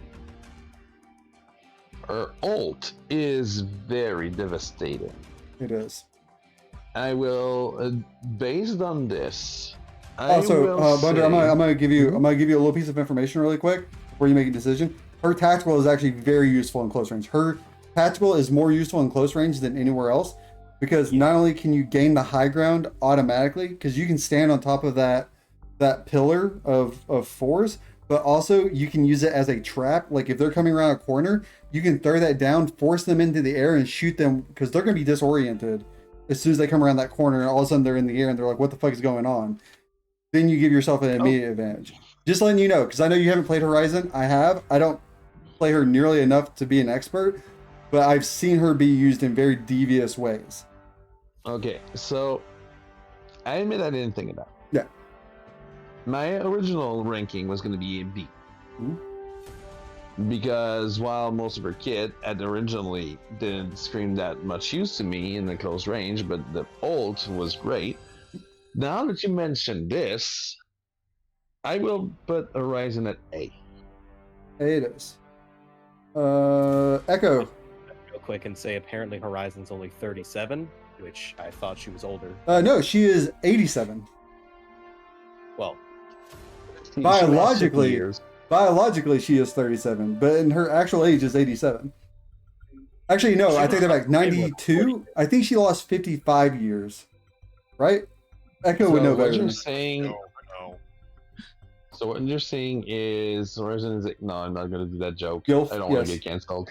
He's a gilf. Anything after Okay. Frontier Warhog, I cannot tell you. Yeah, I think Horizon's decent. I would argue that, like, I don't think there's any necessarily drawbacks to her kit, and it can get you really good positioning in close range. There have been times where I've been able to, like, just completely get around behind enemies. Mhm. Specifically that one arena map. And I know we're not talking about arena, but there's the bridge.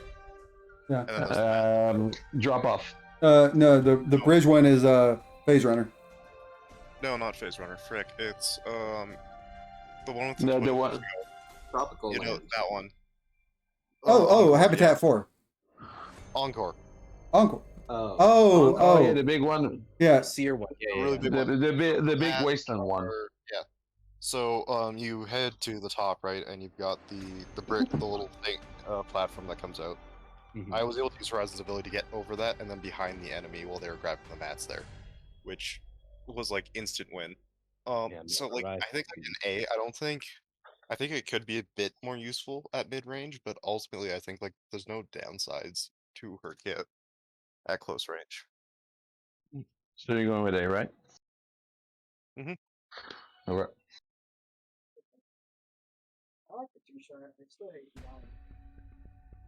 Scarlet? oh, it is. I would say that Horizon is at her best in close range. What her abilities do in terms of what I can tell is really add a third dimension to the fight. Yep. Going up and down. And that really doesn't matter once you get at further ranges because it's not angular, it's based on a set offset of like 6 meters. So it effectiveness basically diminishes as you go away, and then her ult is kind of a close-in weapon. So I would say she's as good at as she gets. Am I as scared of her as Bloodhound Caustic? No, because once you get inside, yes, her ult becomes scarier, but her tech and her passive become completely useless. So I would argue again, though, Jacoli, she can throw her tactical at your feet and throw you in the air and then go duck hunting. So I will remind That's you of that true. again. That's true. I've actually got a clip of myself doing that in like the first season she came out. Someone was peeking behind a rock and fighting with me. and- Yep, Will is ready to make his drop after Jacoli. So Jacoli, I what's your still rating? will just say a strong ass. Huh? I will still just say a strong ass. Strong S. Gotcha. All right, Willow, go ahead. Do your dot. Take it away. Passive, only worth mentioning if you combine it with her tactical. Yep. Ultimate, very useful disruptive tool, blocks vision and limits movement, opens up an easy hit with grenades and line of sight for spray and pray. Weapons, tactical, quick recharge, very fast activation, extremely useful for forcing movement or even landing stun if enemy rides it. Horizon doesn't take landing stun, that's true. So there's no downside for her. Lastly, considering her kit in all ranges, she's best in close combat. I'd say Apex. I'm next, right? Yeah. So yeah, I'm giving her Apex for a lot of the reasons that Jacoli said, except for she is good at mid range. She excels at close range. If you've ever played with Beta, and me and Willow have both played with Beta, and he mains Horizon. You can see some of the sick shit he does playing Horizon. It is absolutely impressive. Horizon in the hands of a person who knows how to play her is absolutely frightening. I get it. She's not as scary as Caustic. She's not as scary as Bloodhound for people who haven't seen what she can do. But once you've seen what she can do, whenever you see that fucking nuke get thrown out at you, you're like, fuck. And that becomes your number one target until you destroy it. Because if you don't, if you try to shoot at her while that nuke's pulling you in, you're about to get hit by 3 fucking arc stars in a row and die instantly. I've seen it happen. She is a fucking nightmare when it comes to close range. That being said, I would put her between Caustic and Bloodhound. I still think Caustic is the more powerful close range combatant, without doubt. Right? But Horizon is just an absolute monster. Okay, I'm willing to change my rating. Okay. I will change it to S. S for Bunder. Rasta, that's you, bud. All right, before we even get started on that, I just looked it up. Apparently, she was in that black hole for 87 years. Yep, so she's 124 years old. Yep. Gilf that's materials. Anyways. Yes. I'd She, smash. Yeah, you would, Echo. Peak Apex Gilf. So, Yeah. now that we're past that, all I'm going to say, I'm going to agree. I'm stuck between Apex and a high S because I've seen, since she came out, she's been a menace. Like, just an absolute menace because any legend who isn't a movement legend has a hard time keeping up with her. I know there's so many times I've been chasing a Horizon and they've just dusted my ass because I couldn't. They started going up, down. They like the level of she's verticality incarnate. Yes. So it's hard to. There's a reason she's like the only reason she's not higher than Pathfinder as in terms of like a movement legend tier list is because Pathfinder is just the movement god because he's got a grappling hook and he can do whatever he wants basically. Yep. Him and Octane She's both, yeah. Yeah, well, Octane not as much because he's got the jump pad and he's got speed, but other than that, he can't fling himself in any direction. Well, no, yeah. So it's so for me, it's as far as close combat, because if we're so Valkyrie unfortunately is at a big disadvantage in the scenarios we're setting up here, but out in the scenario we're talking about, it goes Pathfinder, Octane, Horizon. That's the order of mobility legends in this situation. Yeah. I'm stuck between S and Apex because, I just looked it up. There's a reason she's the highest picked legend among, even higher than Valk among the higher tier, like Masters and Predator rank. Yep. She's got a 17.8% pick rate. Yep. There's a reason for that because she's a beast on the battlefield. She can turn any fight into it can go from level ground to her having the high ground. And I think her passive, even more than Bangalore's, her passive is the strongest in the game. Because if in a game where movement and verticality matter as much as they do, not being stunned by jumping off high ledges or say, what's that place called? It's not Power, not Energy Depot. The place with the big solar panel in the middle, and there's the on Olympus. There's the big solar panel. The rotating towers? No, not the rotating tower. There's the big solar panel in the middle. It's all yellow, and there's the spot right under the solar panel where you can get all the snipers. Oh, solar array. Solar array. Yeah. Solar array is what I'm thinking of when I think of a close range fight with her, where you're just probably not going to win unless you're just better.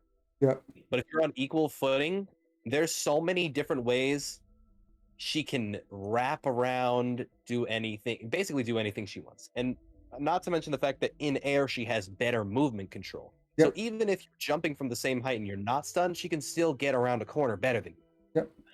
So you know what? I'm gonna say So The only- Rasta, if Yeah. you're stuck between S and Apex, ask yourself: is she better at close range or mid range?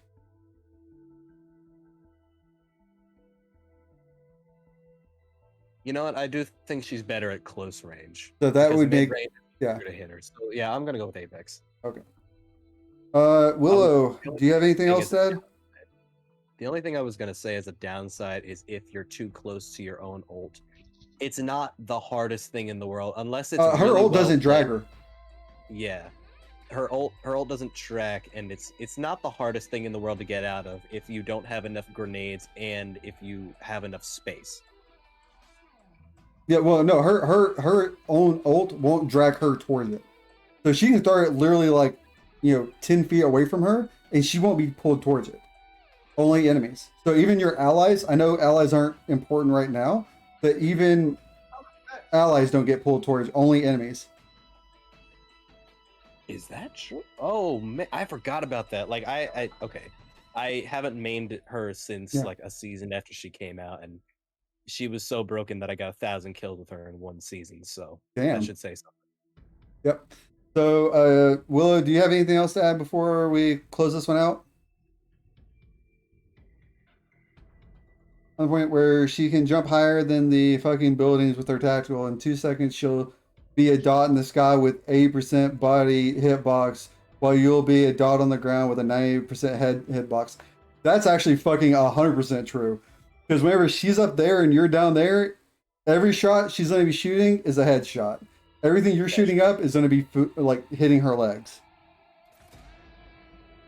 Oh no, Horizon! Don't hit my head, not the shoulders. Oh Mm. god. I'm willing to make a rating changement. Up to Apex? Yeah. Dude, because like I don't blame you, Bunder, right? Because you've never played her and you haven't played with Beta playing with her. I've seen it because I don't play her very much, but like I've seen what she can do, and it's absolutely flabbergasted. Like it's literally made me scared to be around her. I don't die to her as much as I do Octanes, right? But it's close. It's close. Like I probably get dropped by Horizons more often than I dropped Horizons. And if we're talking about mind games too, I know you guys haven't. Well, I don't know how much the rest of you, but I know Augustus and Willow, you haven't been playing for as long. Since season 8, she's been scary, but now ever since people who've been playing since season 8 know that all the the Wraith mains are slowly turning into Horizon Yep. mains. Because her even- hitbox is also small. Yes, but like small hitbox plus hard to hit. That's my new main. Baba Yaga Horizon. Yeah. please. Well, they do I have just- that one where she has like the black tendril hair. Oh yeah. It's all the sweats using her. Yeah. So Willow, were you an A or an S? Well, we have 4 Apexes, so I think that would put her between. I think that yeah, because Bloodhound has. No, that would put her behind Bloodhound. Oh, what was Apex? Oh, Willow's Apex. Who is A and who is S? I was S. Are you? All right. Do either of you want to change, or are you sticking with that? Okay. So she's going behind Bloodhound then.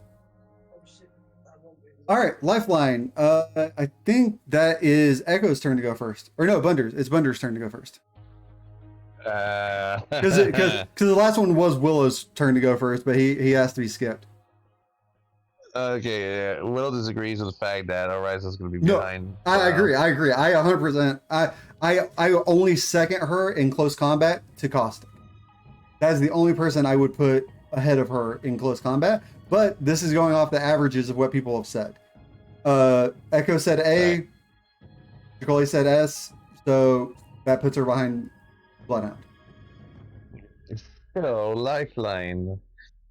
You know that moment where you feel like you're going to be lambasted for your rating? Yeah. Go ahead, man. Just be honest. Out of Element, like 100% definite. like- Do you want to make any because I mean we can just speed through this one, I think. Honestly, like, yeah, yeah. Oh, Willow just hit the nail on the head. Out of Element, 100%. Yep. I agree. So I'm gonna go ahead and put out of element for Willow. All right. Echo. Yeah, just completely out of element. All right, Jacoli. Let's see. Yeah, 1v1 CQB. Yeah, sorry. Yep. I like playing Lifeline, but that doesn't work. So I'm going to say this right now. She not only is she out of element, she is. If I can make a tier below out of element, I would put her there for close combat.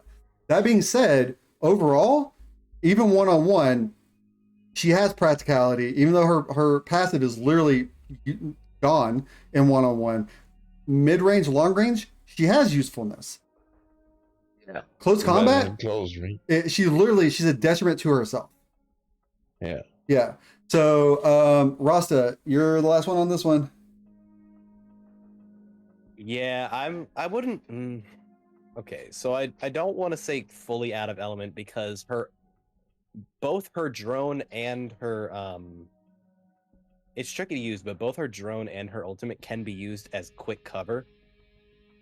Not anymore. Her drone no longer. Her drone only takes one hit to break. Oh wait, really? Okay, never mind then. Out of element. Yeah.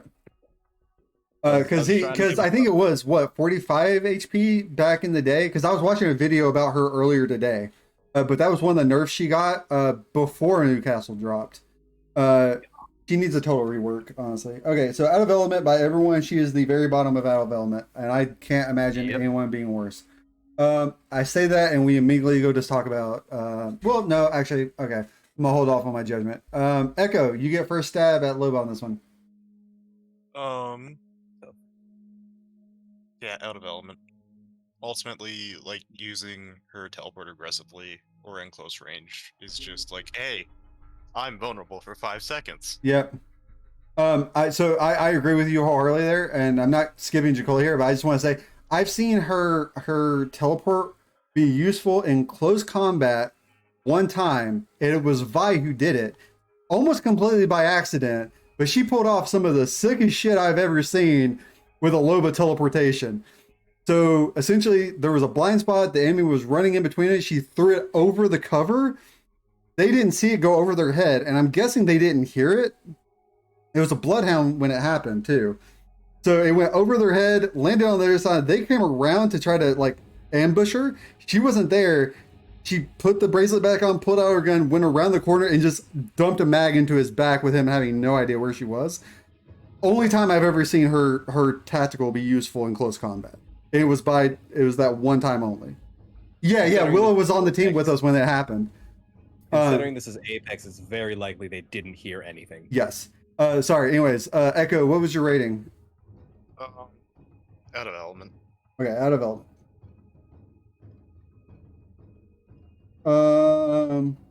Jacoli. I'll say D just because There is fringe uses. I think there are fringe uses, and I think that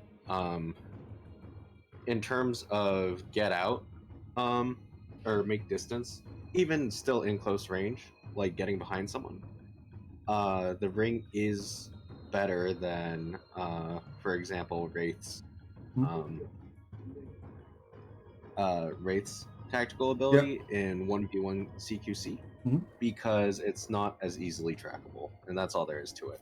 Well, it leaves that silver arch, so they know where you're landing, but they do have to get around to where you landed, and you can, unless it's Bloodhound, you should be able to get into another cover spot, and as long as you're sneaky about it, get away from them before they make it around to wherever you teleported, right? Theoretically. Right. Whereas, and yeah, so that's it. Okay. So you're putting her in D. I am going to say D as well. No. I'm going to be the contrarian here. I love my Lobo, right? I'm going to give her a C here. Because while her bracelet can be a detriment, because yes, you literally, you have to go through the animation of taking it off, prepping the throw, throwing it, waiting for it to land, land and then putting it back on once you land, it leaves you vulnerable for a long time, right?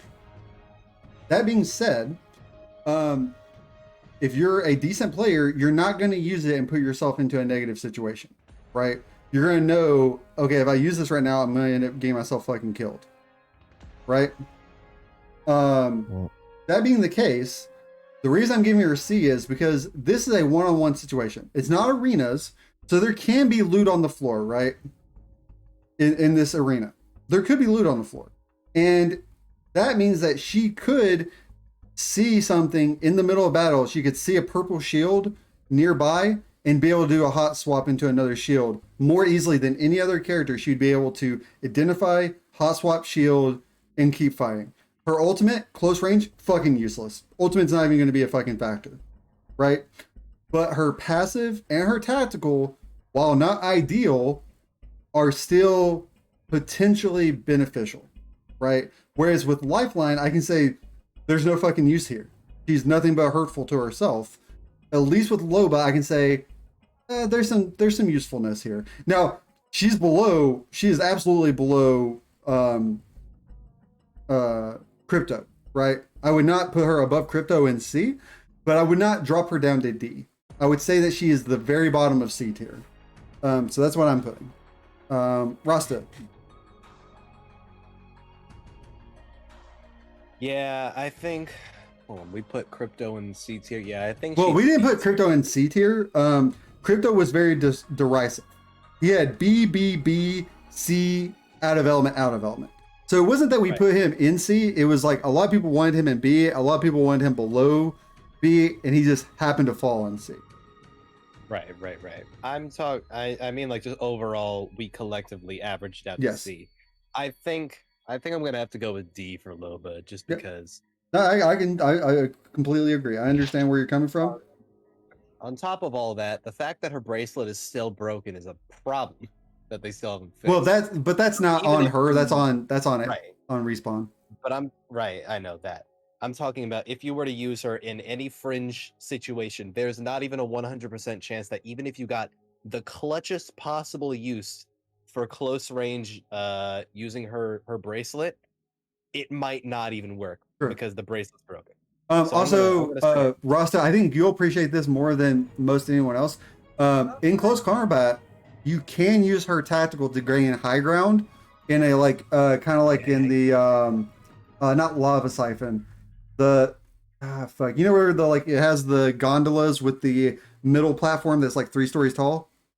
Yeah, I know what you're talking Yeah, about. so a situation like that, she can get really good high ground very quickly with her tactical. Right. But you have to be outside of shooting when you use it, and you have to be able to get to cover once you use it. But I think out of everyone, you probably can appreciate that more than others. So I just wanted to point that out too. I definitely appreciate that, especially with like stuff like that and stuff like Rampart's shield. You can use as a small. You can use it to gain a bit of high ground too. But that's obviously taller. But yeah, I feel like Rampart. But also Rampart can be used to like block doors and shit, whereas you can't block door. Well, you can like. Still, I think they fixed that. It was a bug that you couldn't because you used to always be able to, but now I think you can block doors with it again. Yeah, but only single doors. Gotcha. So Loba can back up against the door. So if the opponent's on the other side of the door, she can back up against the door, throw the bracelet, and hold the door because they can't get. Well, I mean, depending on how far she throws it, they wouldn't be able to get the 2 hits to break the door before she teleports. So she can hold the door closed, throw it, and then teleport away. But that's I feel like that's at that point we're getting outside of close combat, and that's like close to mid. Yeah. In this situation, she can't go to mid. So, and also, I love niche stuff like that, but overall, you're in that's a very specific. That's niche. Yep. That's assuming you have doors. Yep. So you're at D, right? Yeah, I'm at D. All right, Willow. It's not fully useless, but it's not great.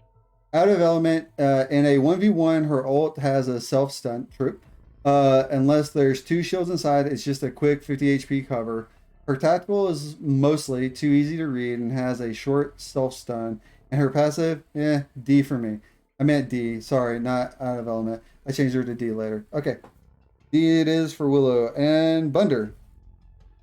So, my vote kept changing between D and C. as y'all made your points. And actually, I'm gonna go a little bit out of the box, because while yes, the alt has no like real use, it could also tie into one strat that has proven its worth over the time for many games, which is be unpredictable AF. Mm-hmm. So if there's doors, technically, could the black market hold a door? It can hold a single door.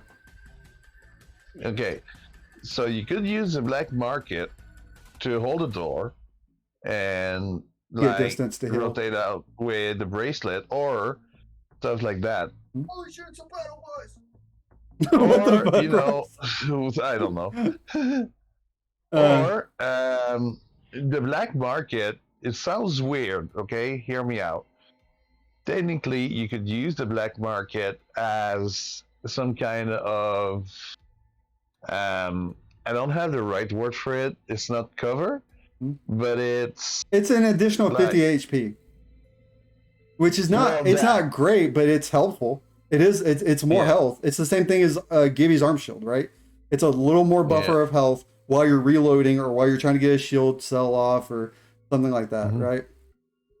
Yeah, I'm just do a quick parenthesis here and say hi, quiet.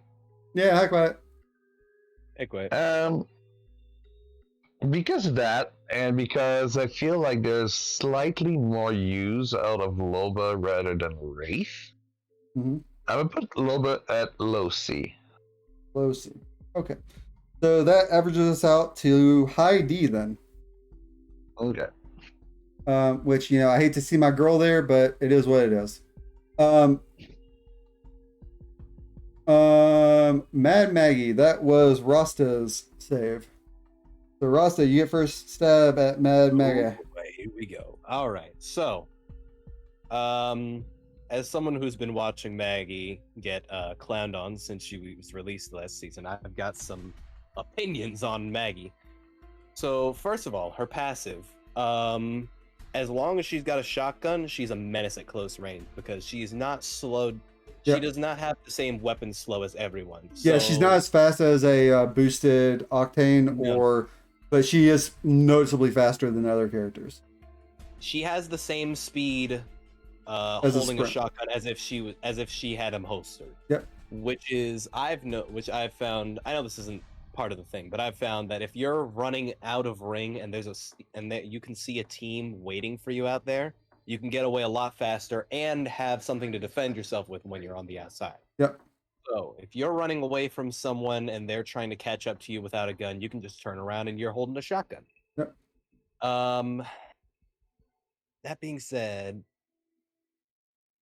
her tactical is very useful because any cover now becomes your personal little damage thing.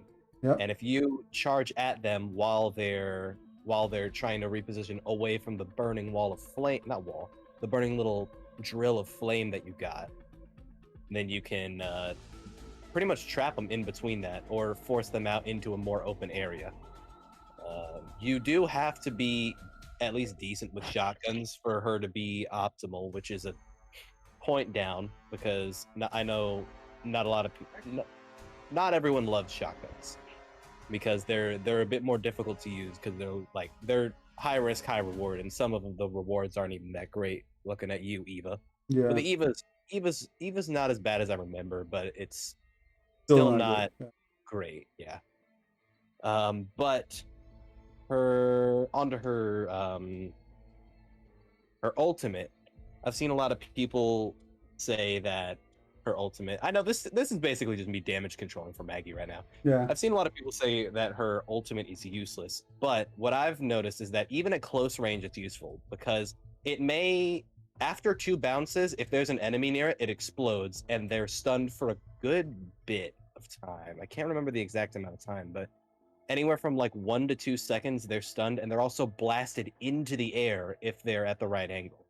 Right. So you can stun them while having a straight route that gives you I'm pretty sure Octane speed right up behind them. It's equivalent. So Yeah. but also to note, and this doesn't matter for 1v1, Octane does not get additional speed boost from using his stem and Mad Maggie's at the same time, but it is the Yeah. equivalent boost on both sides. I do remember trying to test out if that could stack, and I was a little disappointed that it Yeah. couldn't. But I guess that would make it kind of ridiculous. Oh yeah, he would be fucking a blur. But anyways, yeah, because I've got plenty of. Oh, and on top of that, if they're hiding behind, as long as they're in, it's a pretty big range in which the wrecking ball explodes. Mhm. So you could just have it run past them, and they'll still get stunned for a while. And her passive allows her not only to run faster with shotguns, but it also allows her to, for like maybe a half second, any enemy she does any damage on, even just 1 damage on, their whole body is highlighted red for a bit. So that being said, there's plenty of clips I've got with Maggie using her kit to, I wouldn't say it's fullest because I'm not the greatest Maggie out there, but if you go up against a Maggie that knows what they're doing, it's pretty scary. Because, say for instance, because when they introduced Maggie, they also introduced the kinetic feeder. Yep. So, throwing the ball after someone, having them stunned, and then Sliding in with a peacekeeper out. sliding in with an auto-reloading peacekeeper behind them. There's pretty much nothing they can do unless they're like a Pathfinder and can just grapple away, or a Wraith. So I'd say she's... As much as I want to put my girl in Apex, but I just don't think she's up there. I'd say she's a solid A tier at close range because of her. She's what did I call her when I saw the trailers for her? I think she's the hyper aggressive She's the hyper aggressive anti-camp, Mhm. which is something I really like in this game Yep. because I like getting people out of corners. Yep. I'd say she's a solid high A. Is she better than Bangalore? Bangalore's passive basically not carries, but Bangalore's passive is huge in her thing. But I'd say she's equivalent to Bangalore in close range. So okay, I'll I'm give her an high A. high A, the A plus, just so we can track it. All right. A plus, yeah. Bunder. Willow wants to go last unless otherwise stated. So Yeah.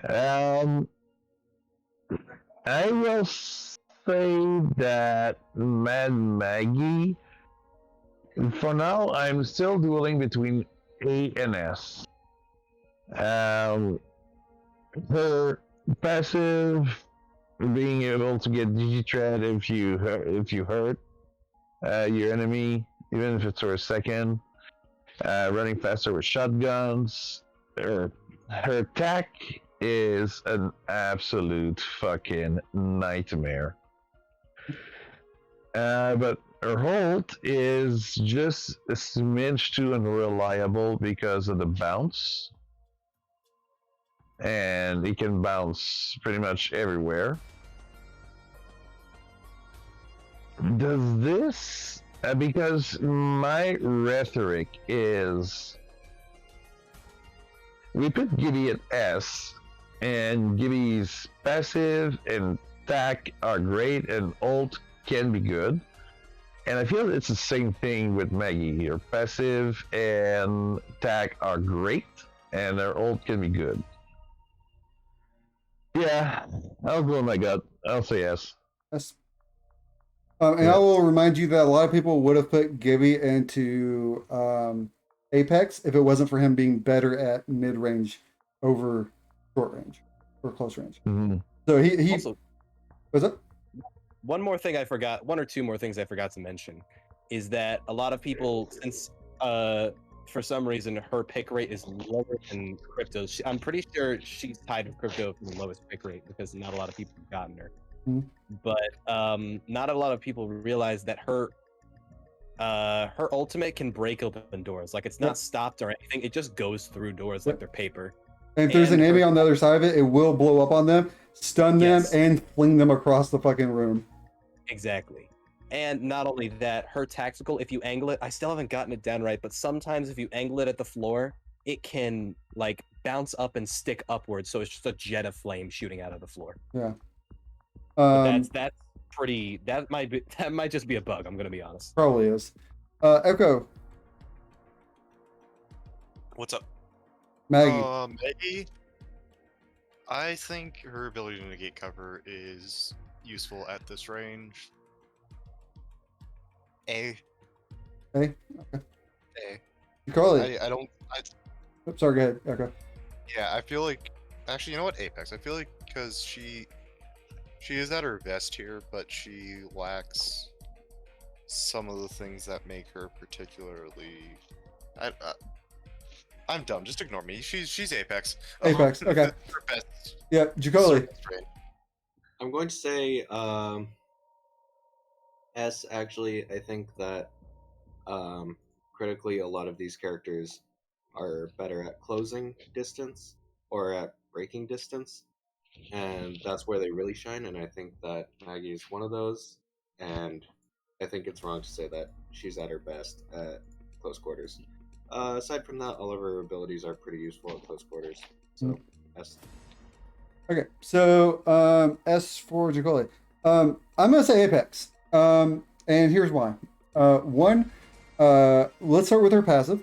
Her passive is absolutely insane. To be able to move faster than other characters, pin them down with, constant fire from an EVA 8, which you guys know how much I hate the EVA 8, but being able to unload an EVA 8 into the side and then hot swap into a Peacekeeper, and they're like, oh, she's reloading, and then dome them in the fucking face with a Peacekeeper, absolutely fucking insane. Her tactical can force them out, and I have watched Bunder, I've watched Echo, I've watched Jacoli, I've watched Willow, I've not seen Rasta do it yet, but I have watched all of them stand there after the drill hits the wall going, what was that noise? And fucking like, oh fuck, and then run and die. I've seen it happen so many times that I am shocked that you guys have not said Apex on her for short range. Oh man, it's always so funny because she has such a low pick rate. Everyone always forgets what noise that is. Yeah, that's so like, what was that sound? And the thing is, like, I've gotten hit by it. Oh, whoa. Yeah, exactly. And there's that moment of panic, and your instinct is, I'm taking damage. I need to get away from this. And guess who's waiting around that corner with a fucking fully charged Peacekeeper to unload into your face? It's Maggie. But, let me give you a counterpoint as to why I don't think she's Apex. Do you believe that Mad Maggie's ult is as good or even better than Caustic's, Horizons, or Bloodhounds? I will say that her ultimate alone is better than Gibby's for sure.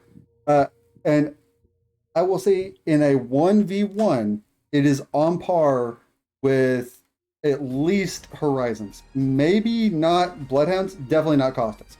No one's ult's going to be better than Caustics in 1v1 on close range. Period.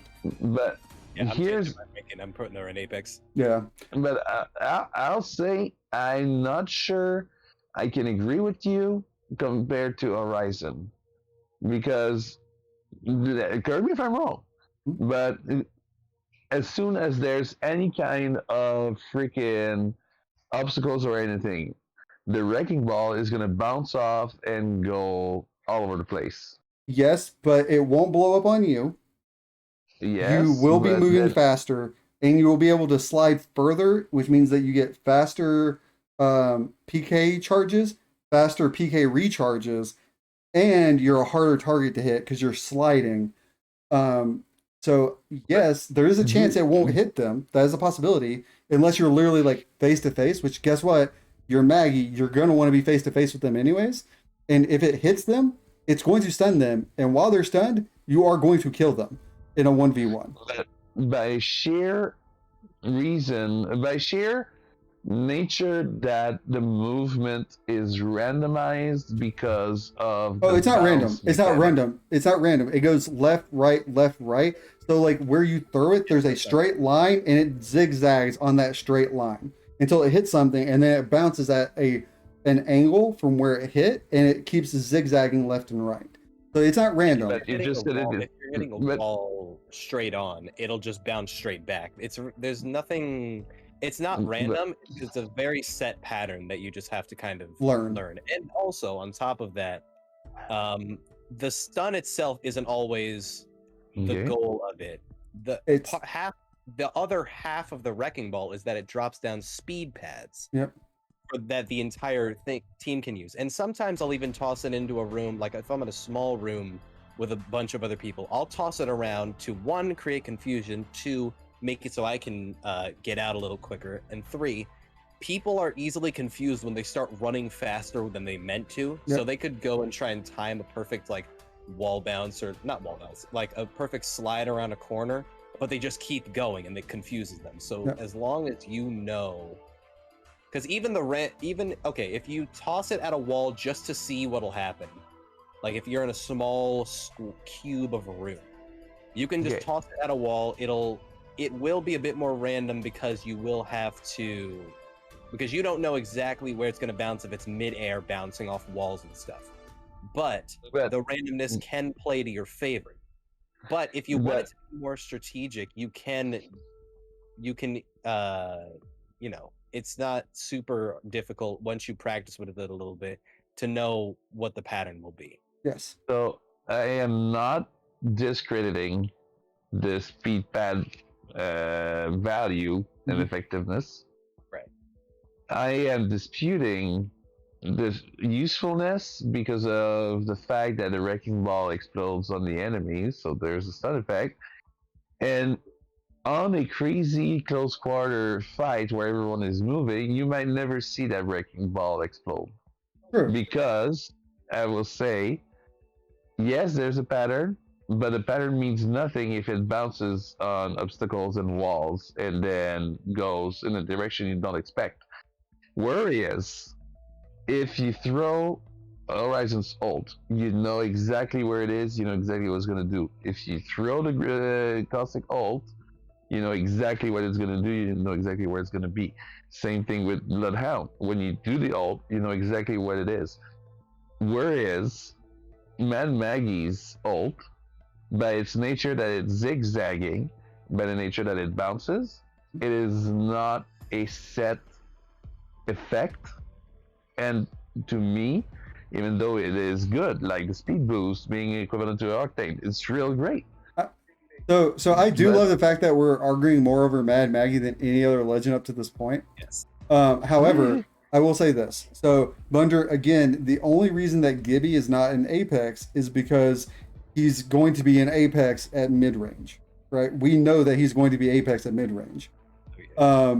Yes. But I cannot say that Mad Maggie will be Apex at mid-range. I think that she is an S here. And I think that she will go from an E, like for close range, she goes from S to Apex. And I'm looking at mid-range and thinking she's probably going to go from an S to an A. It's hard for me to argue for her to be an S at mid-range. Yes, Apex Apex is just basically a fancier S. All it means is that this is their ideal setting.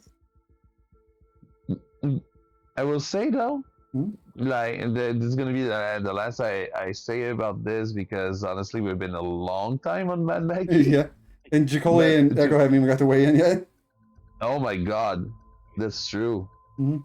So Hey, I w- I did weigh in. Oh, Echo did. Jacoli didn't. okay. I did. Wait, hold on a second. Who has to? No, Rosso well, spoke first. Willow hasn't spoke yet. Okay. okay, Wait, I only but- have 4 ratings though. Oh, I didn't write down my Apex. That's why. Never mind. Yeah. So, to me,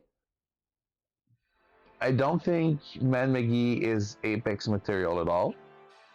She is a very good S, but not Apex. Because to me, my description of Apex is something like a legend that is at its best and is reliable.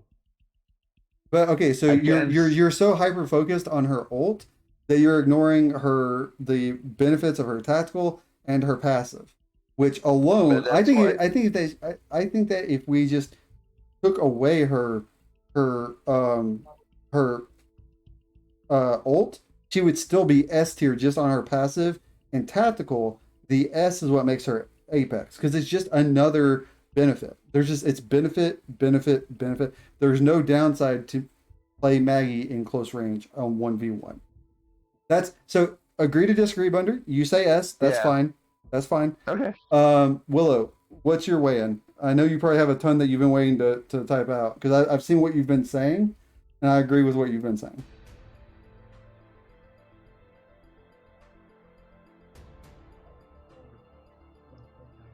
Passive and attack are both useful close, but very. Oh, sorry, I was useful- reading it. Oh, you good? You good? I didn't know you could do that. So her passive and attack are both only useful close, but very useful when used correctly. Her ball is okay close. I would argue that her attack is also very useful at mid range. It can't be useful at long range. Her drill doesn't reach that far, but her drill does reach mid range. Haven't used it too much, but sticking arc stars on the ball is stupidly effective. I've never seen that. I gotta try that out now. That sounds awesome. Why has no one told me that I can do this? Hold up, I'm booting up, baby. Also, drill really does sound like an arc star sticking to a wall. Overall Apex rating for me. Okay, cool. So that gives her 4 Apexes and 2 S's. So that will put her at Apex right below Horizon. No, actually, no, that puts her above Horizon because Horizon has an A and an S. Yeah, Horizon has an A and an S. She has 2 S's. So that will put her just slightly above Horizon. Okay, so Mirage. The vindication from this just makes me happy. Yeah, I know. So Mirage, and we're to Echo being first.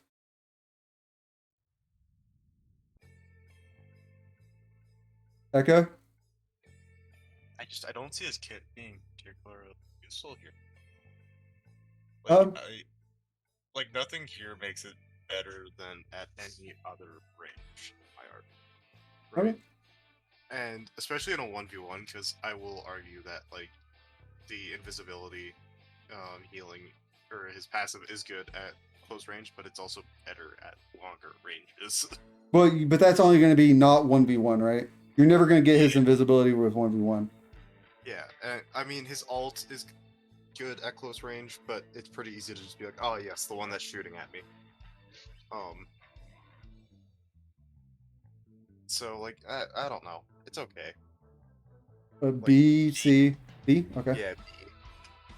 All right. Chicoli. I haven't been able to play as Mirage. I tend to disagree in terms of the usefulness of his tack in close range. I think it's far more disorienting in close range, whereas because there's like such an angular difference with the same offset. Whereas if you have offset from them, then it's easier to keep all of the Mirages in view and be more objective about which one is behaving like a real player. So I would say. Hold on a second. So let me correct you really quick, Chicoli. So his tactical Mirage, like or his tactical decoy, cannot do complex moves. So if you like, it can jump, but it can't climb, it can't slide, or anything like that, right? His ult decoys can do all the advanced movements. Right. Okay. Just so you know, Well, I just wanted you to be I'll still aware. say that is I fucking hate his ult in close quarters at range. I don't know. You take a second and breathe, and you figure out which one's which. But at close range, it's too chaotic. So I'm going to say a B plus. B plus. Okay. So I am going to give him a Apex rating. Here's why. I main Mirage, right? And don't misunderstand. His passive is non-existent in 1v1, right? I understand that. And look, I'm not looking for anyone to agree with me on me putting him as Apex in this category. I'm putting him in Apex because he's an S tier, but he's never going to be better than he is at close range, which puts him as Apex for me. Now, do I think he'll be S in any other ranking? Probably not. I think he'll probably max out at B at mid range and probably C at long range. That being the case, the problem becomes that in close range, you're not like you can use his ult in the middle of a firefight, right? To throw them off or whatever, right? The problem is that if they have anything other, like if they have a submachine gun, if they have a submachine gun, an AR, an LMG, they're just gonna spray all of the fucking things in front of them until one of them takes damage, and then they're gonna fucking focus on that one, right? So that's not the ideal place to use his ult. His ult you want to use whenever you're about to make a charge, and you're right. As soon as you shoot at them, they're all going to turn and they're going to start shooting at the one that shot at them, right? If you have a Havoc with a turbocharger, or if you have any high damage weapon, as long as you can get that first hit off, you can get that second hit off before they drop you, right? Hit them with a fucking a charged sentinel in the back of the head, hot swap into your RU-45 and drop them before they even get a chance to turn around and look at you, right? Those are the types of things that make 1v1 Mirage in close quarter combat an S tier, and I'm going to put him as an Apex. And I'm not trying to convince anyone else here. I just want you all to understand where I'm coming from. Also, his tactical, don't use it when you're face to face with someone. Whenever you both are under cover and you're trying to throw them off, you will stand up behind cover, throw your thing, and then don't control it, but you squat back down, right? And it's going to keep walking forward. And then as soon as they start shooting at it, you're going to pop back up and just start shooting wherever they shot from, right? And you might not drop them from that, but you're going to get some damage off on them. And then you're at the advantage. As soon as you get that little bit of advantage, because that's what 1v1 is about, right? It's about small advantages that can snowball. And Mirage is a master of snowballing advantages in close combat. Like I said, he's probably going to, like for me, he's probably going to be a B tier for mid range, and he's probably going to be a C tier for long range. But in close quarter combat, I think Mirage is an Apex. So that's where I'm putting him. Rasta, that's you. All right. So and I'll read all your stuff out once we get through Rasta. Right.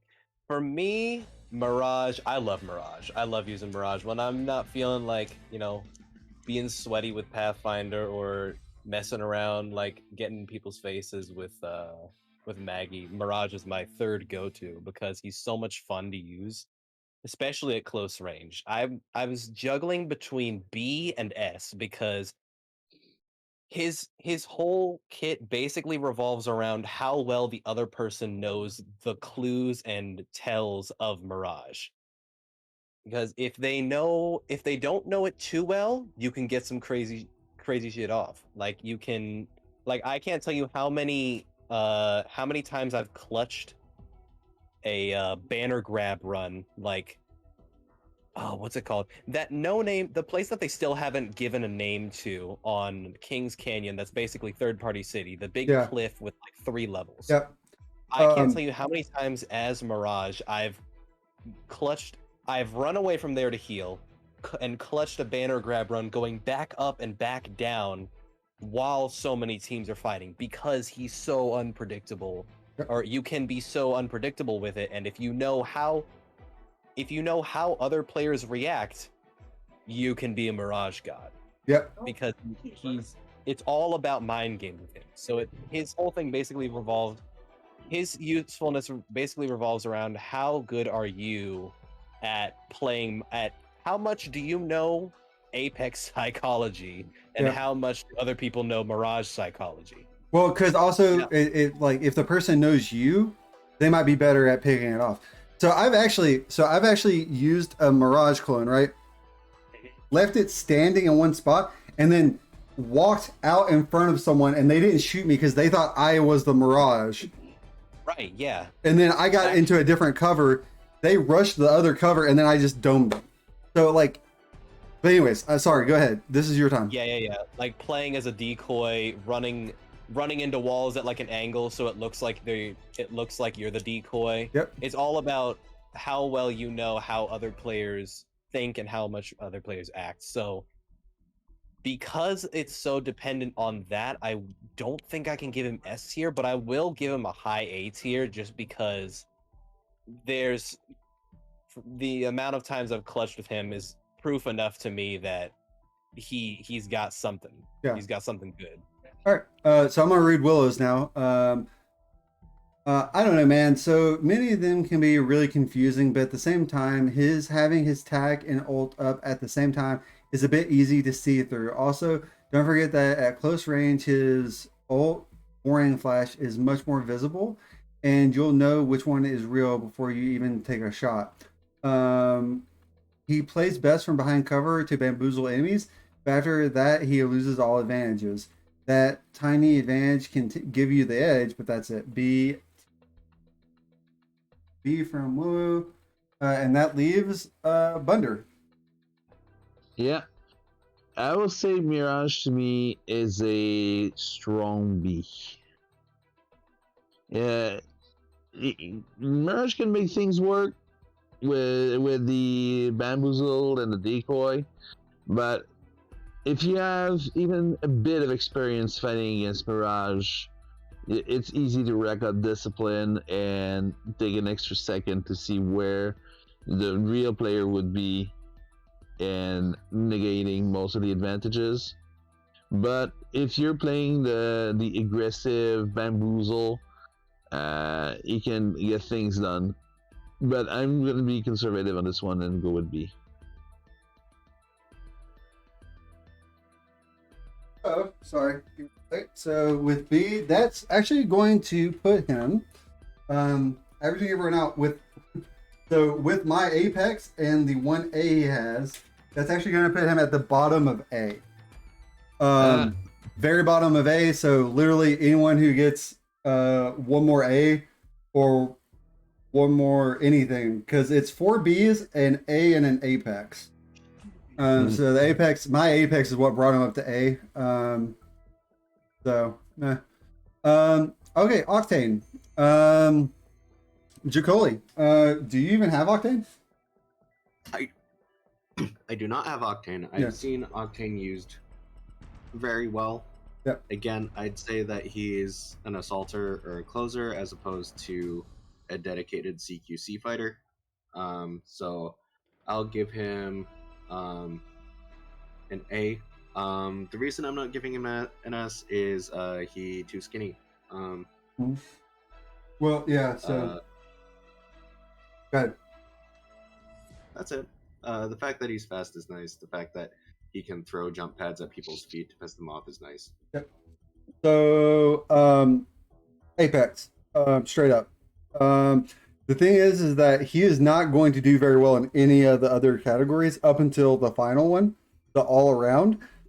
Mid range and long range, since the rule is he can't close the distance, he's fucking useless. Like, he has passive health regain, so it becomes a war of attrition at that point, right? He will survive outside the ring longer. So in a war of attrition, probably gonna win, right? That being said, I will say that, and I was going to talk about this when we got to Valk. So, in the situation where you can successfully escape the combat in a way that makes the other person lose to like ring or something, for instance, Valk using her ult to get away in long range, as long as you can argue that yes, she will be able to pull that off to get away to safety, then you can make that argument. Or with Pathfinder, I guess I could talk about it with Pathfinder too, using his zipline to get away at long range, but that's only in long range, right? But for me, Octane in close combat is an Apex.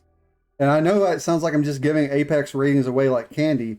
The thing is, how many times has a monkey Octane, how many times have you guys heard me say, I fucking hate fighting Octane? Serious question. Bunder, how many times have I said that? It does sound. I stopped counting after 100. Do I? Yeah. Echo, same thing, right? I fucking hate fighting Octanes because at close range, they're going to be jumping on your head. They're going to be running around you. You're not going to be able to get a shot off on them. And they're going to have every fucking time they're going to have a Peacekeeper and they're going to dome you in the back of the head because they're going to run around circles. And while you're trying to get one shot off on them, they're going to line up a perfect shot to the back of your head, release that trigger, and you're going to die. So for me, Octane and Jacoli brought up the fact that he can fucking in when things are not going his way, he can literally just throw his fucking jump pad at your feet and launch you away, right? And just the same thing where we're talking about with Horizon. Sometimes that's all you need to win. Throw it at their feet. They go launched in the air, and now you're playing duck hunt, right? So for me, I'm putting Octane for close combat in Apex. Rasta, that's you, bud. The only thing, I think he's an S tier at close range because you do still have to keep track of his health because ever since they gave him that nerf where he can basically drug up infinitely, but it takes a lot more health away. So you will be hindering yourself a little bit, but the fact that he can move around so much faster, and I think he can also climb ledges a little bit faster than others when he's stimmed up. Well, so yeah, because the way that the climbing works is it only takes into your momentum when you touch the wall, and because he has instant acceleration while he's using his stems, right? He can literally be 1 foot in front of a wall, and as soon as he jumps up to touch the wall, it's considered him at full speed. Okay, that makes more sense. Yeah, I don't think he's oh, well, I guess he wouldn't be Apex at anything else, but yeah. And you don't have to give anyone Apex, right? If you don't think they deserve an Apex, don't give them an Apex. For instance, Lifeline's not going to get an Apex in any of these rankings. Where? Yeah, that's tough. Yeah. Tough. I feel bad for Lifeline games, honestly. She needs a rework or a buff or something. Well, 1v1 was never what she's meant for, though, right? Yeah, no, she's the pure support legend. Also, Willow, I'm calling cap right now. I'm testing out Maggie in the firing range, and I don't think the drill sticks onto the ball, or at least maybe they patched that out as the bug. Arcstar, he said. He said Arcstar, but then later on he said drill as well. Also the drill. The problem is though that would mean that you would have to be able to throw your ult straight up into the air, and then nope. Yeah, I just tested it. I threw it straight up into the air, and then hit the drill. The drill line went straight through it, and nothing happened. So maybe that was a bug that they patched out. But back on the person of the hour, Octane. I think because of how much health it takes away, I'm struggling between S tier and Apex. But I also can't deny that being able to move that fast and mess with someone else by throwing a trampoline under their feet is huge. So I think I'll stick with Apex. I'll go with Apex. Apex? Okay. Willow, we'll skip you. Bunder. I cannot give any other rating to Octane other than Apex or close range. Mm-hmm. It's the speed demon. Come on. Dude, it's the fucking monkey, dude. He's a fucking howler monkey. Ridiculous. Yeah. Or spider monkey, I mean. Echo. It's the Apex Son Goku. Yeah, right? Yeah. Good close range movement. I don't see any other. I agree with everybody. Apex. All right, and Jacoli.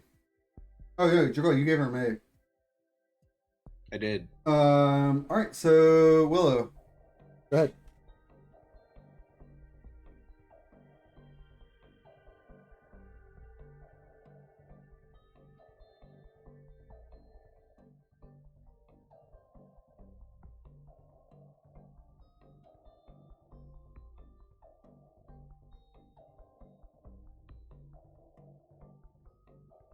Oh, sorry. I should be reading this out loud. I'm sorry. I think he's very good at running, and that makes him very hard to hit. However, I need to say that his passive isn't very useful unless you're playing a hiding strat. His tactical is very useful unless you're playing, or sorry, his tactical is very useful but there is one key downside. His stem takes 20 health each use. That's almost the same as having one tier lower of an Evo shield. And that's a scary disadvantage. If an Octane has godlike movement, he's amazing. Otherwise, he's at a disadvantage. But if bad turns worse, Polar Horizon. So, Apex. Great. So that will actually put him one step below Bloodhound. Because Bloodhound had all Apexes and one S. He has all Apexes and one A. So, neck and neck on these, aren't we? Well, there we go. All right. Pathfinder. No one claimed Pathfinder, and I think it's Jacoli's turn. Pathfinder, close combat. I'm gonna give this one an A again. It's because if you're really good with Pathy, you can do nonsense shit with attack. Your ult is not going to be that useful. There's a couple of edge cases where you could like use it to gain verticality. What's his passive? Let me check this. Insider knowledge, scan a survey beacon. That's not even an ability. No, they need to redo Pathfinder's abilities. They need to give him I think passive. He hasn't had a passive for like 5 seasons. Yeah, so you know what would be a really cool idea for him to have a passive? He regains shield while on a zip line. Maybe. Like the longer, like We're just gonna spam that to go back and forth, though. yeah, but you know, it would actually be a passive. That's Yeah. Hey, yo, I spawned into the firing range and there's a Newcastle shield. Oh, nice. All right, so Instant sharing. Nicola, Let's you go. said A, right? Yep. Oh wait, you did first last time. I should have been first. Oh, whatever. So, Pathfinder. So you're right. His ult can be used for verticality in this situation. So funny enough, we were talking before, like at mid range, you can't close the distance, right? Pathfinder, theoretically, if there was like a void in between you and the opponent, right, and you couldn't go through it, you could theoretically grab someone with his fucking hook and drag them into the void to kill them. Theoretically, in this scenario, right? Which I just think is fucking hilarious. So I don't play Pathfinder much. I don't even have an Apex win with Pathfinder right now, or Bangalore for that matter. But that's not here nor there. The issue is that I am nowhere near good enough with Pathfinder. But I've seen what Beta can do with Pathfinder, because Pathfinder and Horizon, those are his two mains. I've seen what he can do with Pathfinder. The going, like, zipping around corners and like just sliding, like the speed this demon can have in close combat is ridiculous. That being said, I don't think I can give him an S. I think I'm gonna have to give him an A. As much as I would love to give him an S and an Apex, I think he's gonna get an A here, and I think it's just gonna drop off until. So for long range, again, just like with Valkyrie, I can make the argument that like with long range, because of the stalemate, it becomes, well, who can escape the ring better, right? Pathfinder's gonna be able to escape the ring just like Valkyrie can, better than almost any other legend, except maybe Octane, right? That being the case, he might score really well with long range when we get to that point, but for close combat, I'm gonna say A for now. He also has a really big hitbox too, which I was surprised to find out. But yeah, his hitbox is actually pretty massive. Mm-hmm. All right, Rasta, that's you, bud. All right. So being a path main, I'm a little biased, but I think I don't know if I'd put him at Apex here or mid range, because the amount of movement tech spawned solely from his grappling hook and zipline is like half of the movement community of Apex right now. Like there's So, but that's why I so say this is Octane- so I want to refocus you, Rasta. right. I This know is it's not. I know one it's v not about one close combat. That's all. right. And half of those half of that movement tech stuff revolves around short range stuff. True. Like there's the super grapple, the super jump, all the amount of stuff you can do with his zip line just at close range is insane. I don't think it's hard to say that any other legend can rival him even at close range when it comes to movement. So being able to reposition yourself, and the best part is it's only like a 10-second cooldown if it's a very short grapple. So you can keep doing this stuff. Like the longer it goes, maybe like a mid-range grapple is somewhere around 15 seconds, and a long-range grapple is more like 30. But the fact that you can just have a 10-second cooldown on a grappling hook that can launch you over your opponent, grapple them off the ground really quickly to bring them up to you. There's so many options you have with the grappling hook that I don't think I'm just stuck between S and Apex because which one is better, mid or long range? I think, not mid or long range, mid or close range. I think So mid range. again, he's for an Apex. mid range, he won't be able to. So Pathfinder is great because he can close the distance from mid to short, mid to Right. close. But in this scenario, he's not allowed to do that. Right, and he doesn't need to close distance. He can also just reposition himself anywhere. Okay, that's fair. He can reposition himself anywhere in any range. That's what makes him so amazing. So I think I'm gonna give him an S tier here, and then for mid range, I'll give him because a mid range Pathfinder is so hard to hit That's true. because he can be grappling in any direction, anywhere. He can grapple up to the roof. He can grapple up wherever he wants. Yep. It's basically they put Spider-Man in a first-person shooter, and it's there's a reason he's one of the the best movement legend out there. Yeah. So I'm gonna give him an S tier. Valid.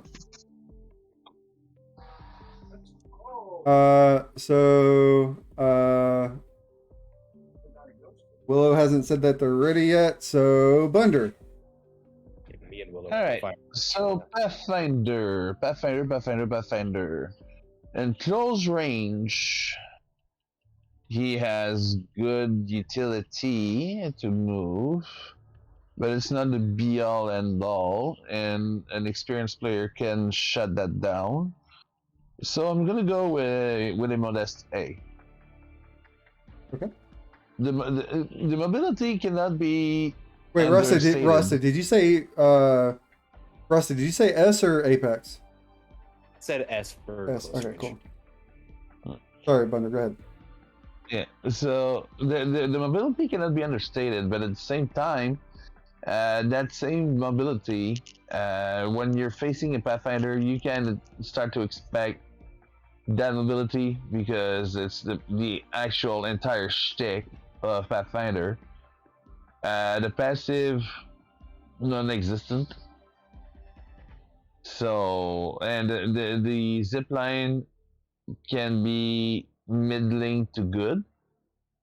So yeah, I'm comfortable at a modest A. Okay. A it is. And Echo. Yeah, I'm gonna go with S. S. Yeah. Any justifications, or that's just where you're feeling? That's what I'm feeling. Everything that can be said has already been said. I agree. And then Willow said S for him. So that puts us a dead even S to A. No, sorry. I miscounted somewhere. No, I'm sorry. It's so it's actually 2 S's, 4 A's. So Pathfinder is top of A right now. Right? Where's Bangalore? Ooh, actually, no. He is right behind Bangalore. Because Bangalore has technically one boost up on Path. Alright, so I get to go first with Rampart. What can I say about Rampart in close range? a lot of her usefulness is negated. Having a Spitfire at close range or an L-Star at close range can be super fucking useful, and her ability to have larger clips or larger magazines that allow her to lay down that suppressing fire harder for longer is great. But her wait, what's her passive? Just the clip stuff, right? Just the magazine? There's nothing else. Forgetting about That's that. it. 50% ammo. No. It gets more ammo and reloads faster. Yeah, so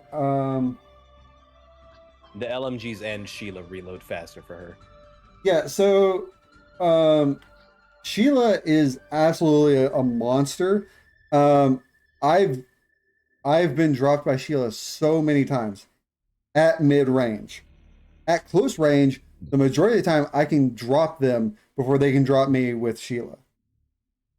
Because they walk slower, they turn slower, and I can normally get around them to kill them before they can drop me with Sheila because of how inaccurate it is when it's not set up, right? Assuming close range, they're not going to have time to set Sheila. They're going to be using it from the hip, right? And Bunder, you've used Rampart a lot more than me, so I'm going to let you decide. Am I giving her an A or a B? As much as I love the concept of Rampart, in practical means it's rougher. It's harder more often to set up her abilities better than setting up correctly and just nailing everything. So I'd say B. Okay. I'll give her a B. I'm going to default to Bunder on this one because he's played her a lot more than I have, and my experience is going against her. And I know at close range, typically I can stomp a Rampart at close range. It's at mid range and long range that she fucks me up. So, Yep. all right, Rasta, that's you, bud. I gotta stop using the mouse pad. It's so slow. Okay, so for me, Rampart, I think Rampart's a lot better at close range than some people give her credit for. I'd say Some people looks at Mars So- pointedly.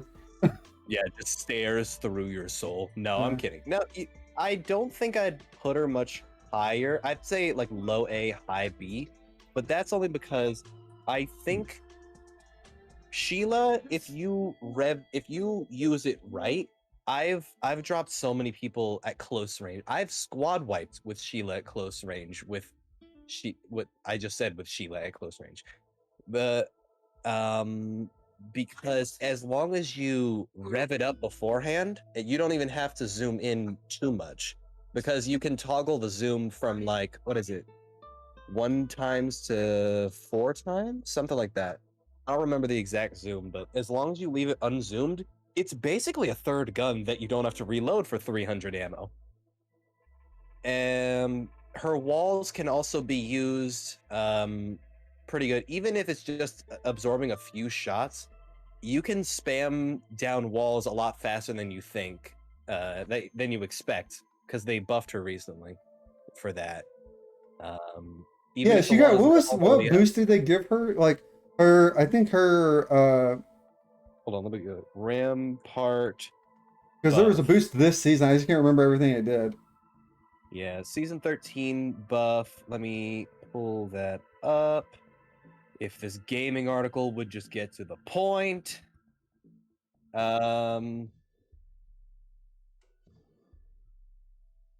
What is it? The deploy time Yeah. has been reduced from 4 seconds to 3. It's almost 3.5. They buffed the tactical's health while deploying from 45 to 120. So that's 120 health in between you and them while it's deploying. It doesn't even have to be fully out. So I think I'd actually put her at low A because the speed of what is it? This is the time it takes to charge up Sheila has been decreased from 1.75 to 1.25. That extra half second feels like All the difference in the world. all the difference in the world. So if you run out of ammo, give yourself a little bit of cover, between that, you can just pop out with a fully charged up Sheila and mow down a squad. So I'm gonna go against the grain here and say low A, because she may not be made for it, but the fact that they've buffed Sheila and the walls so much that she can set herself up for success like that is massive. Agreed. Does Sheila have limited ammo? Yeah, It's in- 150 rounds. No, I think it's closer to 200. Hold on, let me look. So the actual, Is that the actual wait mag is Rampart? 173, but I don't know if you have a limited number of mags. You have one mag if you're standing with it, but if you have Sheila set up, which in close combat you definitely don't want to just be sitting on a turret. You have unlimited mags if it's in like placement mode, but if you're holding it, you get one mag. All right, that's No, what I it's thought. 3 actually. Hmm? It's 3 mags. No, No, it's no, one no, no. whole thing unlimited. I'm One testing whole it. mag. Let's see. Sheila has, when activated, she carries it with a single magazine of 173 rounds. While in placement, Sheila has 350 health, a magazine size of 150 or 173 with modded loader, and infinite ammo. But you only have a single mag of 173 rounds if you're walking around with her.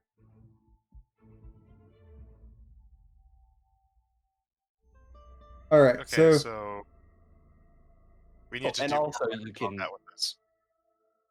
Get also into a hold down position. Do nerd shit. yes. Also another fun thing, like the only reason I know for a fact she's better than like B tier is because have you guys ever watched the YouTuber the Gaming Merchant? I've not seen him. No. No, he does a lot of lore stuff and a lot of like insider stuff, but he's mained Maggie since not Maggie. He's mained Rampart since she came out, and the plays he makes with her are stupid, honestly. Like he's a master with Rampart, and there are so many times with the walls that he'll like stand on the middle of them, use them as platforms to get up. So I know what an insane Rampart can look like. Yeah. So that's why I say her potential is higher than some people give her credit for.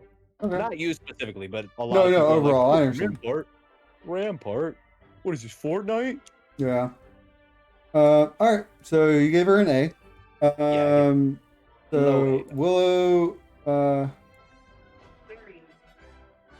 Literally All right, on go ahead, man. top of a magnet. I'm gonna mute again. All right.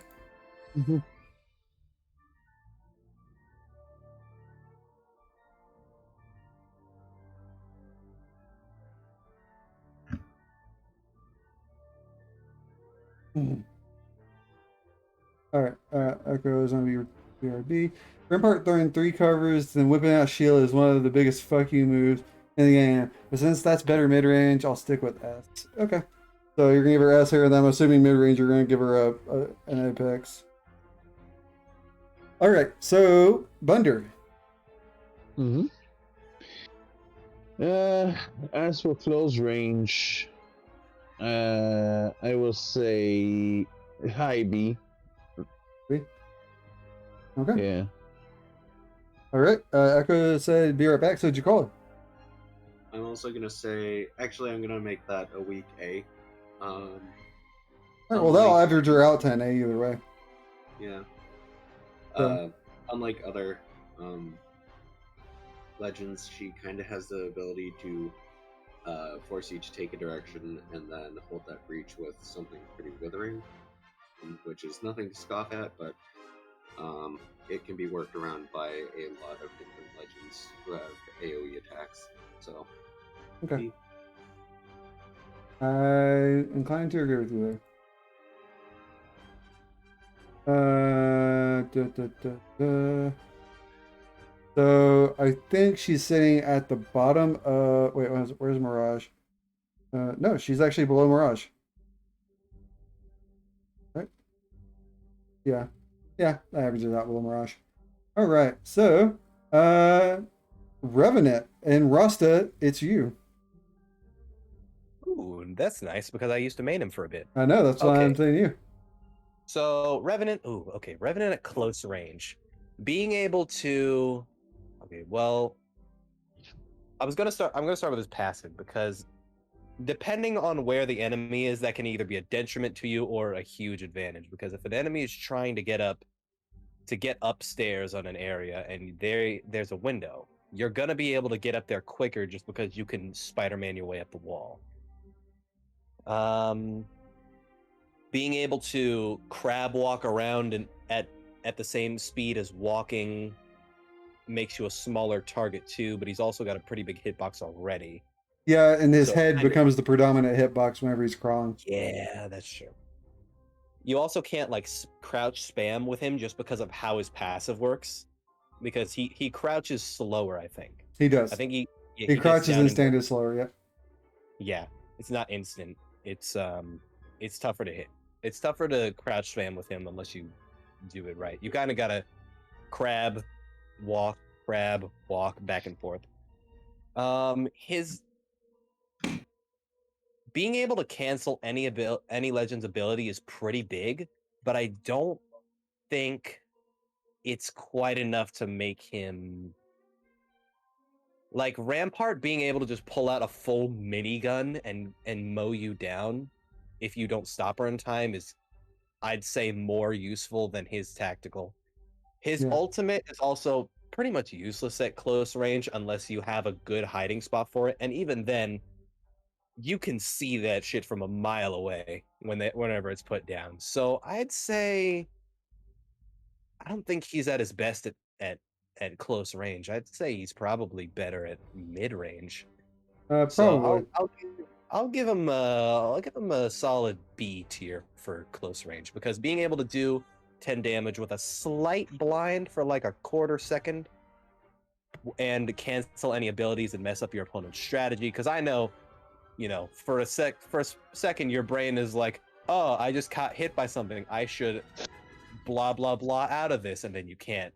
But I feel like most people now have gotten used to getting silenced by Revenant and knowing what to do. So Yeah. I'll think of it B tier. B tier. Okay. Thunder. Revenant? Yeah. Revenant. Silence is annoying. It is. His passive is good. And I don't know. I kind of like half listened, but did we sleep on the Revenant's ult? In close range, his ult's not going to be very useful because by the time you set it up, because it does disarm you while you're using it, they can rush you and then break your totem, and then that leaves you vulnerable again. Okay. But at the same time, if you pop the thing undercover. Yeah, I mean, it's essentially an extra 50 HP, and you can be more aggressive while you're using it. Not to mention, if they get to your ult, like, as well, then the whole thing just got negated because now they're at the same spot as you. Well, there's one thing though, like, if you pop it undercover, you know where it is, the enemy sees that you're coming from there, he's going to try to get there, but if the enemy kills you while you're in Death Totem, and you respawn right next to the totem, you already know he's coming. So you already have that little bit more advantage time. So, I'm going to say, I'm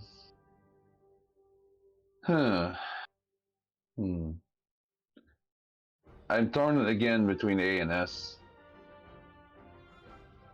I will say A because I believe Revenant is much better in mid-range.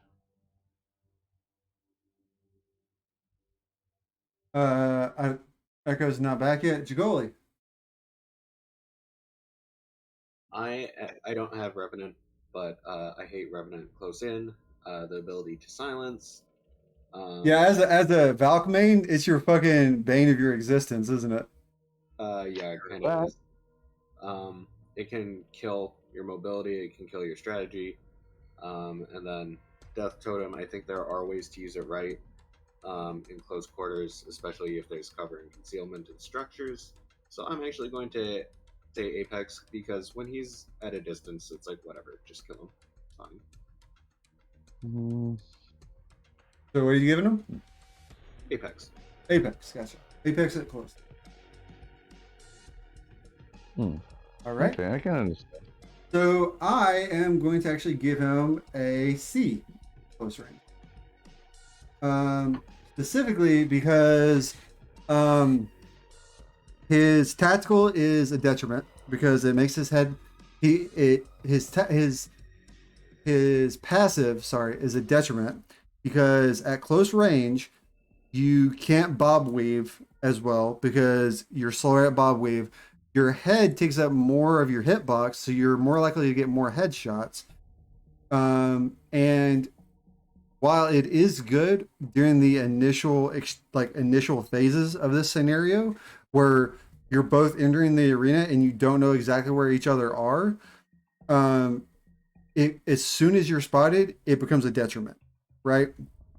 Because being able to crouch and move fast is great because they can't hear where you're at. That's a huge benefit. But the moment you go to like spider crawl up a wall, you're giving away your position instantly. His passive is fucking phenomenal. Or not his passive. His tactical is fucking phenomenal. Don't get me wrong. His tactical can do a ton of great work for you.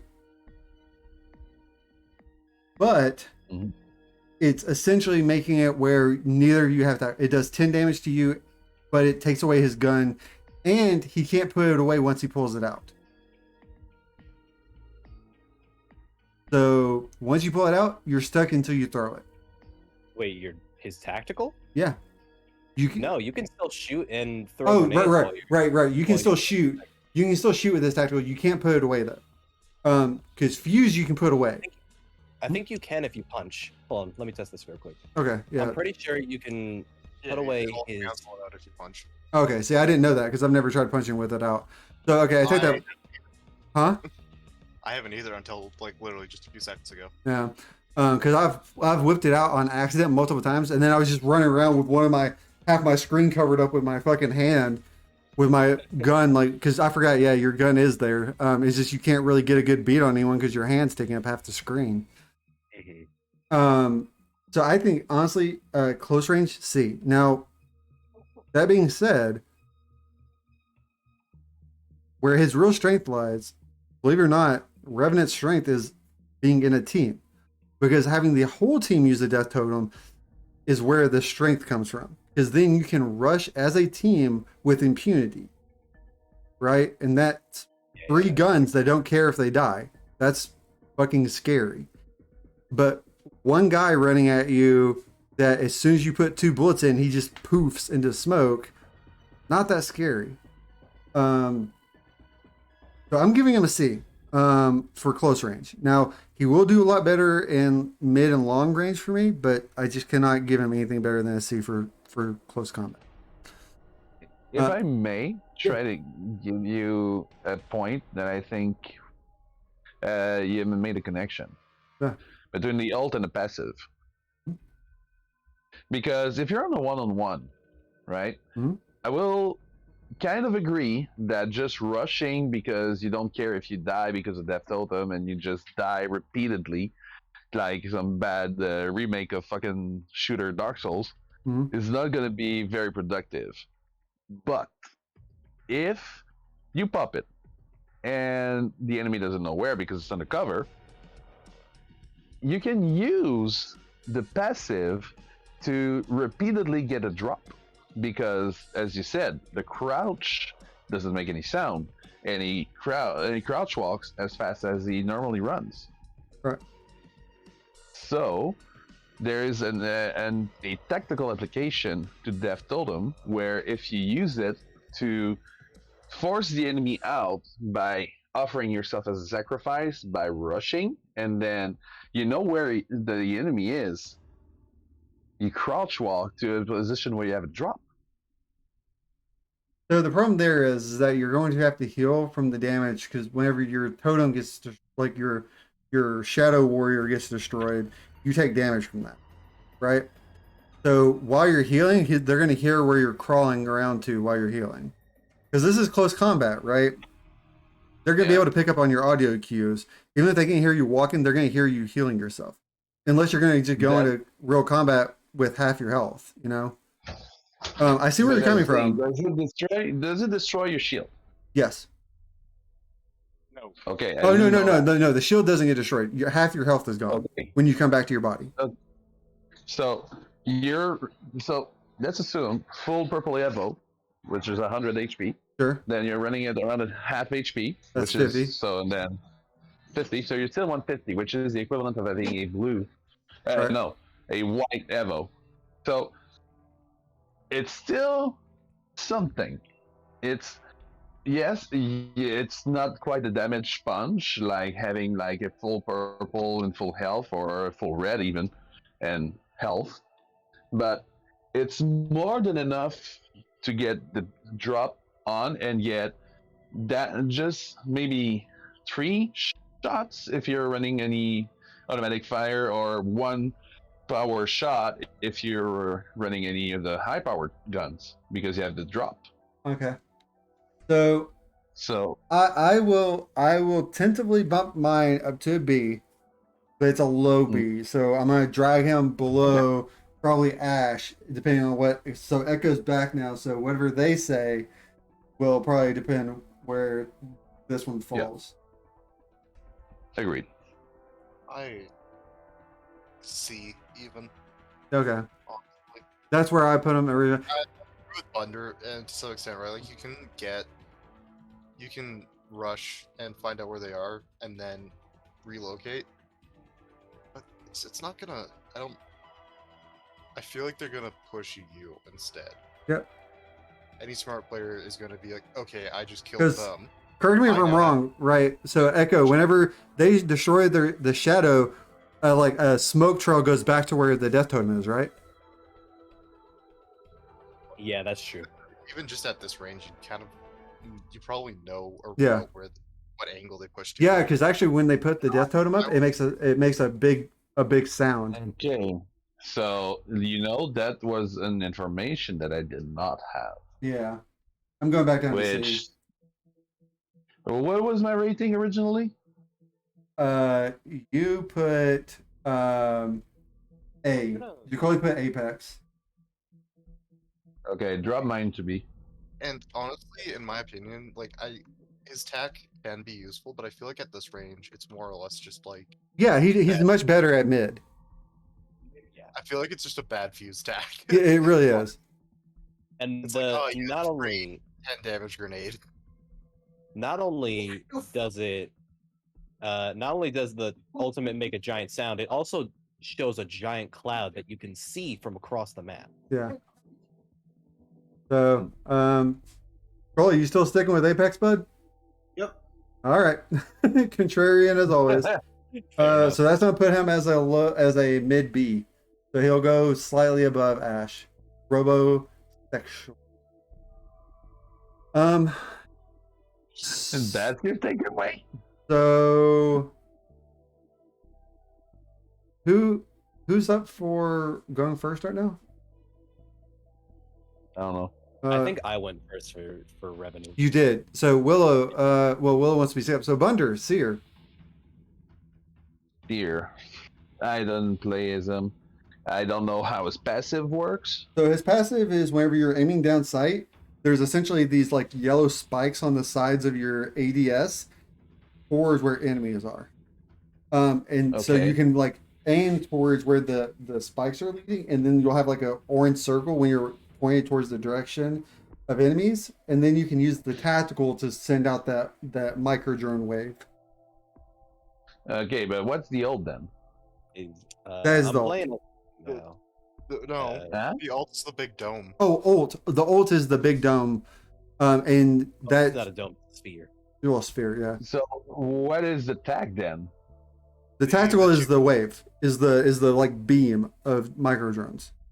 So it's That I've basically literally never seen.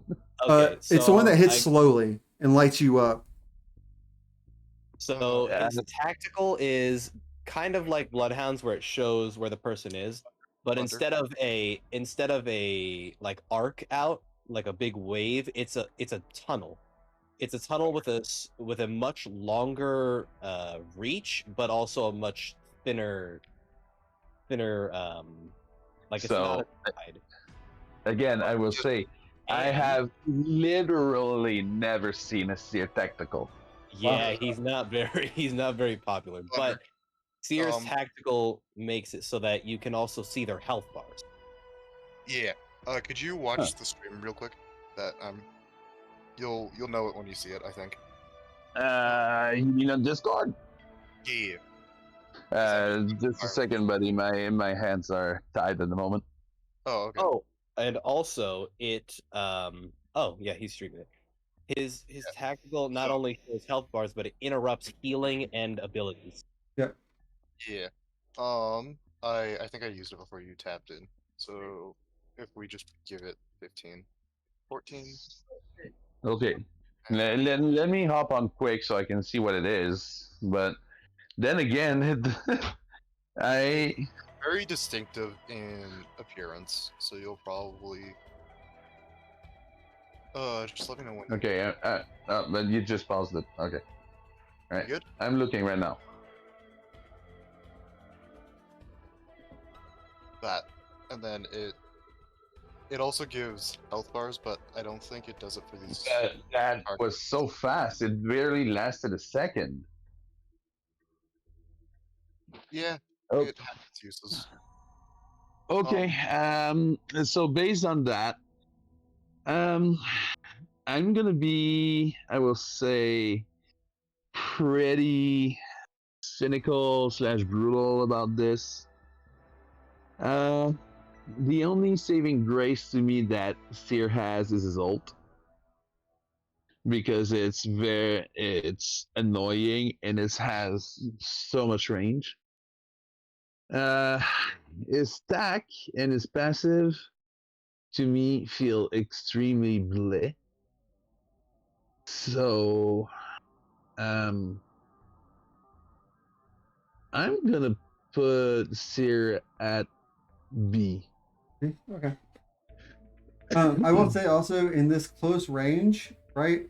Being able to throw his heart like up somewhere high where it's not easy to be shot at or something makes it where you're gonna have perfect information on the enemy for, was it 25 seconds that the heart remains out or something like that?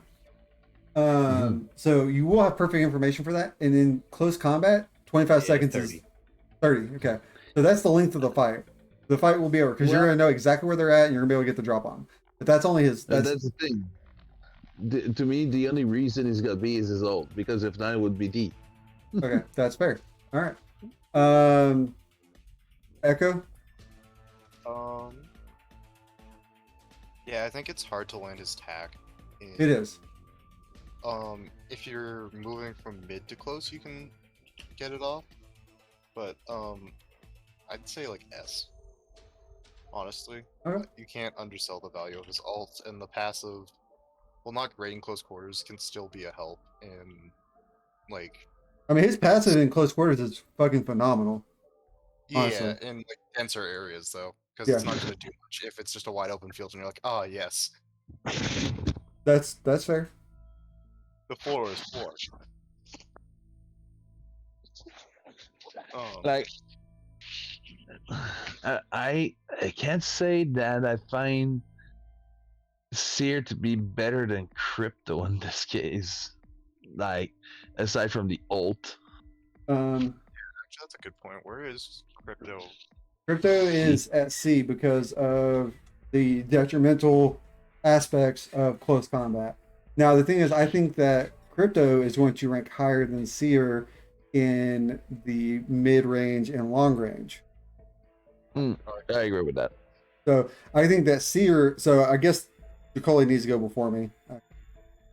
Nicole, do you have any? For me, easy Apex. For me, close quarters include structures, Yep. and people think they're safe behind doors, safe behind cover, and attack is a really good way to deny them that or to make them eat a couple points of damage. You've been hurt by a Seer, haven't you? Huh? You've been hurt Yeah, by I a. have. Yep, me too. Easy S, easy S. That's it. Yeah. So S or Apex? Or easy Apex. I'm at Yeah. Apex. So I am also giving Seer an Apex because his ult is better at close range. His people will get out of cover to dodge the tactical, right? So you can force people out of cover with his tactical and then unload on them once they hop out of cover. So I just think that he's at his best at close range. I think that Crypto is better than him at mid range, and Crypto is definitely better than him at long range. It's not even a competition. So that being the case, I'm giving him Apex as well. Bunder, I understand where you're coming from. I don't disagree with you. I have faced him enough times to know how much he can fuck you over and how quickly it can happen. And that's just the difference in like, I know what his tactical's like in a practical fight. I know what it's like going up against that 1v1. You know what I mean? Because Is you're it literally the fact that I didn't play against a Seer or play a Seer, or am I just like yes, that's the difference. Bunder, I one time was 0.2 seconds away from finishing a Phoenix kit, got hit by his tactical, and then his teammate hopped around, shot me. His partner was one tap as well, right? So I thought, oh, he's ready to get healed. I'm gonna heal and I'm gonna go get him. But they communicated, and the Seer stopped me from using my Phoenix kit, and then I got popped with, it was a fucking like R99 or something. It was like barely any damage, but as soon as I got hit by one bullet, I was done. All because of that tactical and how good that tactical is. So in a prolonged close combat fight, Seer is going to keep you from being able to heal yourself at least once, maybe twice. Not only will it stop you, it will also pinpoint your location. He will see your health, he will see your shields, and you will be digi-threaded. Good players typically can dodge the tactical. The problem is if you're already in cover and trying to heal, you're going to be a lot less likely to be willing to pop out of cover, right? You're just going to pray that you can finish off the shield bat before the tactical pops on you and stops you. So that's where I'm coming from. Rasta. All right, I'm gonna agree with S. I don't think Apex, just for the sole reason that his tactical is so hard to hit. If it was a little wider and a little harder to dodge, I think I'd go easy Apex. But because it's so hard to hit, yes, it knocks them out. It can force them out of cover, or it can force them to make a hard choice if they're low on health. But I think because it's so hard to hit, I'm gonna go S tier because everything else you said is right. Like knowing where every moving and living living, but knowing where everyone moving faster than a crouch is for a 65-meter range is huge for the whole team. Yeah. I know this is a 1v1, but well, even 1v1 it matters. Yeah, the tactical when it hits is so disgustingly good because the only way to make it balanced is to make it so easy to dodge or so hard to hit because like you said, it's Revenant Silence plus a digi threat plus their home phone address plus their social security number. Yeah. Basically everything you could ever want to know about that enemy, now, and you will have that for 8 seconds. 8 seconds after hit. Yeah, which you can end a fight in 8 seconds. Yep, absolutely. So I'm gonna put him at S tier here, but not Apex, just because of how hard it is to hit that. And if they do have enough cover, and if they're good enough at dodging it, then it does have a pretty long. What is the cooldown? 30 seconds. Yeah, you're only going to get it once in a close combat fight. Yeah. Plus, you got Spidey Sense for a passive, which is pretty nice. I'm making a lot of Spider-Man jokes today. You are. And this is Lil Nas X. It's not even Spider-Man. If you hold down your tactical, it pulls up your passive. Huh. His So- passive is very useful for locating enemies hiding. It's a mini hound tact, but personalized to him. If he's the only one who needs the info, very useful. His tactical is very good for info and for action disruption. And throwing his ultimate behind you, your own cover in close combat, basically can't be countered. Amazing close, better mid. Okay. So that puts him as 3 S's, 1 Bravo, and 2 Apexes. So that's a solid high S. Is it better than Gibby though? Yes, actually. Wow. So Seer is actually above Gibby. Fun fact, Seer at AGLS, Seer was the 4th most chosen legend. So, but that's mostly because he's great for teamwork. And funner fact, this next legend had a 100% chance. 98.05% Oh, right. pick right, rate. my bad. So that meant that out of a 60 team drop, 3 games would go by with every team having one except one team. That's fucking ridiculous. Jacoli, this is your girl. Go ahead. B. Did not expect that. All right, go off, I guess. Well, all right. I would say that Valk's abilities do not shine at close quarters.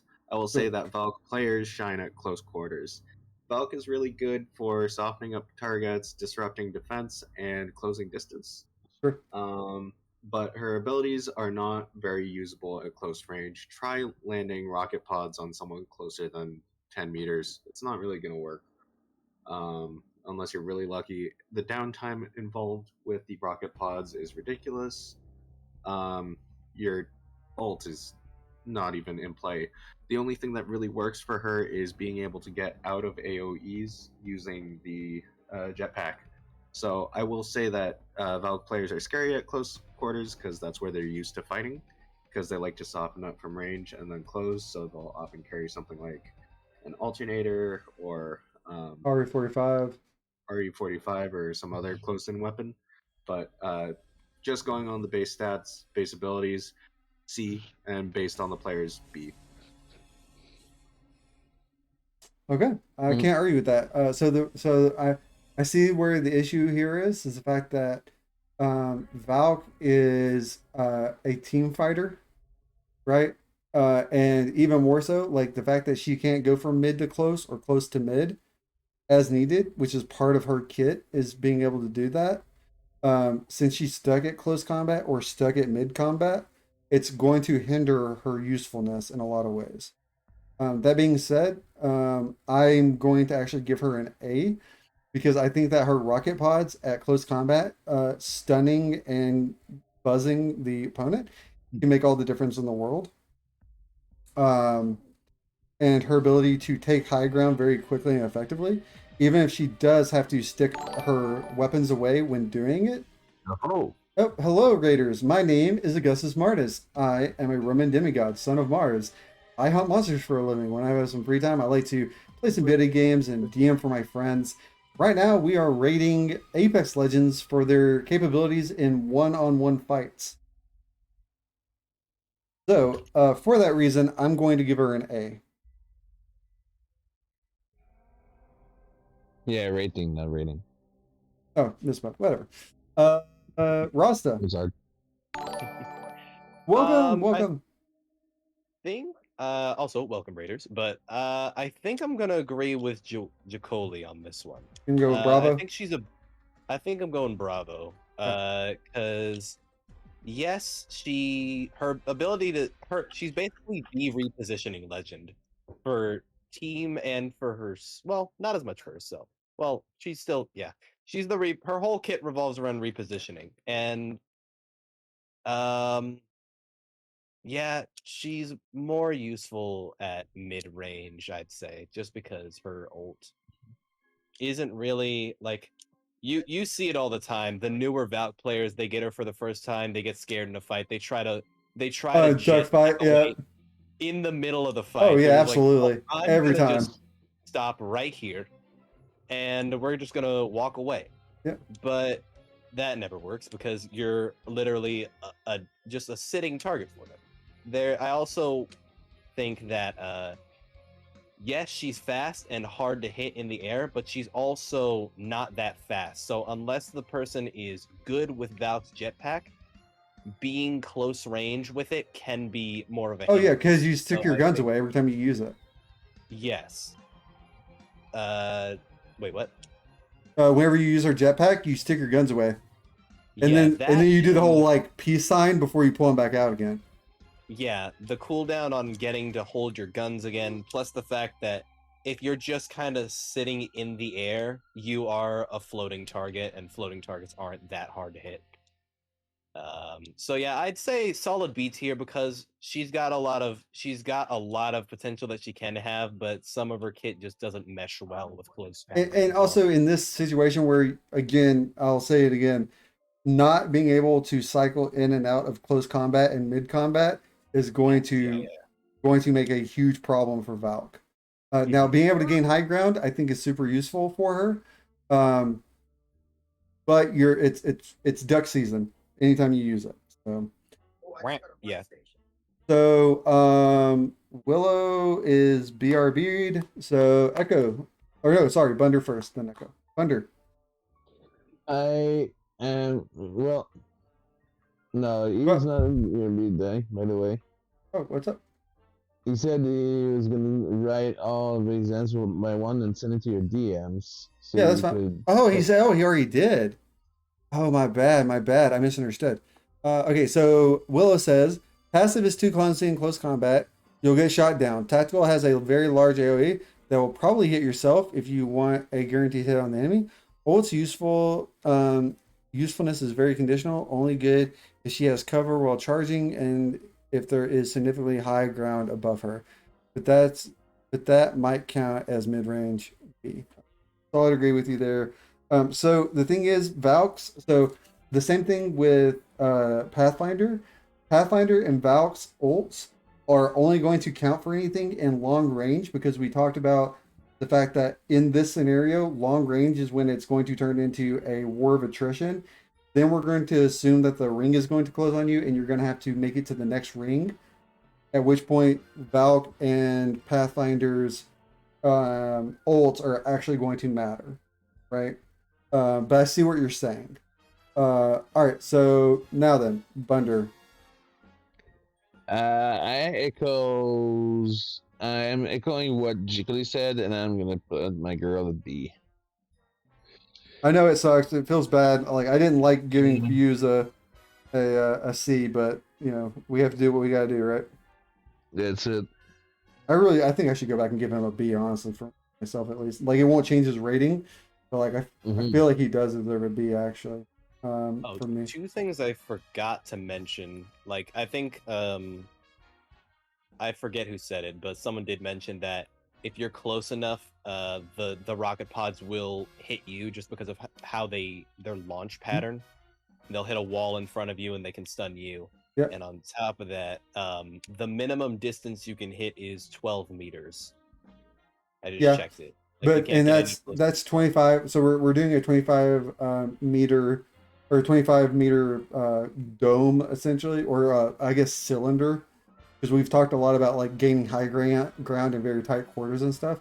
So like it's essentially a 25 meter circle straight up, like the very final ring is. Oh, okay, yeah, that makes sense.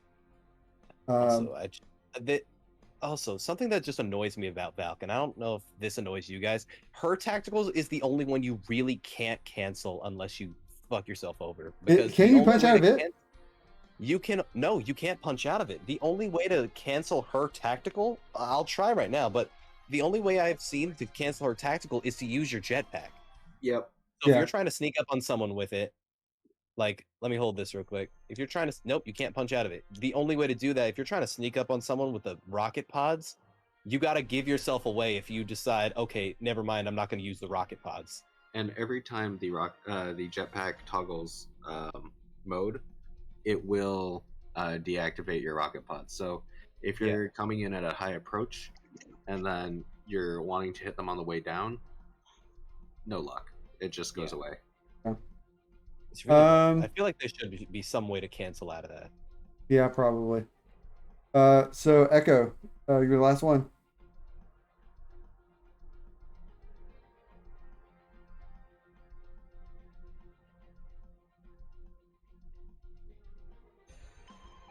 Oh, Echo. B, honestly. B. Yeah, we don't have to spend a lot of time. I mean, we've already discussed this one to the ground. Couldn't be me. Yeah, right. So she's actually at the bottom of B because she is like flat B. These all had like things where it was like trying to approach up to A, but she just got drugged down. Feels bad, man. Watson, Echo, that was your main. Apex, honestly. At close quarters, okay. A offense stun is an instant, regardless of anything else. Tactical, is good for bunkering down, right? It stops it's a hard counter to Fuse, it's a hard counter to Velk. Crypto hard counters her, but like it hard counters so many other things. Yeah, agreed. Oh hey, Gibby wants to force you into extreme close range so he can hit you with a shotgun using his ult. Stopped. Right? Bangalore's ult stopped. Yeah.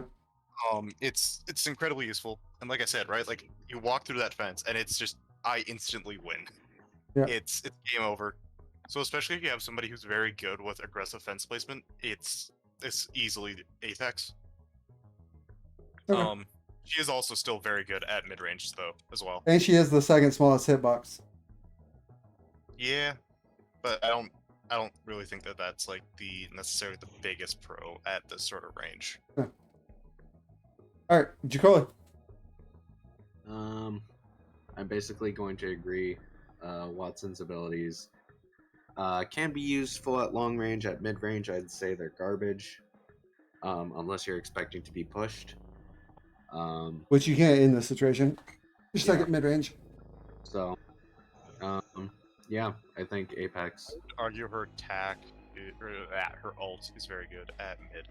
Yeah. It stops people from using that, like Gibby ults. I don't know if it'll shoot down a knuckle cluster or not. You mean her ult, not her tactical. Yeah, no, the pylon. Yeah, the Any throwable, throwable or projectile it'll stop. That means Okay, Revenant, tactical. Yeah, I think at one point it stops. I don't know. All I know is that it just gives me serotonin whenever somebody tries to do something, and it's just like no. Yeah. That's about it. Yeah, Apex for me.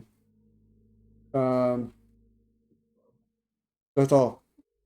Rasta. I'm going to agree with Apex, but I'm going to add to this by listing off everything that her thing can stop. Go for it. Incoming ordnance such as frag grenades, thermite grenades, and arc stars. Tacticals such as Bangalore smoke launcher, Caustic's gas traps, wall midair, Revenant's silence, Horizon's gravity lift, Fuse's knuckle cluster, Valkyrie's missile swarm, ultimates such as Bangalore's rolling thunder, only in the airstrike. Gibby's ultimate, defensive bombardment, Caustic's Nox gas ultimate, Horizon's black hole, Fuse's mother load. So basically, anything you'd want to throw in at anyone from any direction, it will stop. Yep. I'm gonna say Apex because being stunned for 3 seconds. I don't know if the stuns or slows have different slow effects. Like if they're different speeds, but this one slows. I know it slows turn speed and movement speed. So movement, turn speed, and ADS time. It's the turn speed that makes it feel so much worse. So it's not even like you can drop your ADS turn and then bring your ADS up either. Your ADS time is increased almost twofold when you're in her stun. It's ridiculous. It's bad. It's an instant win if I can get a good aggressive fence off. Yeah, exactly. So Bunder. Yeah.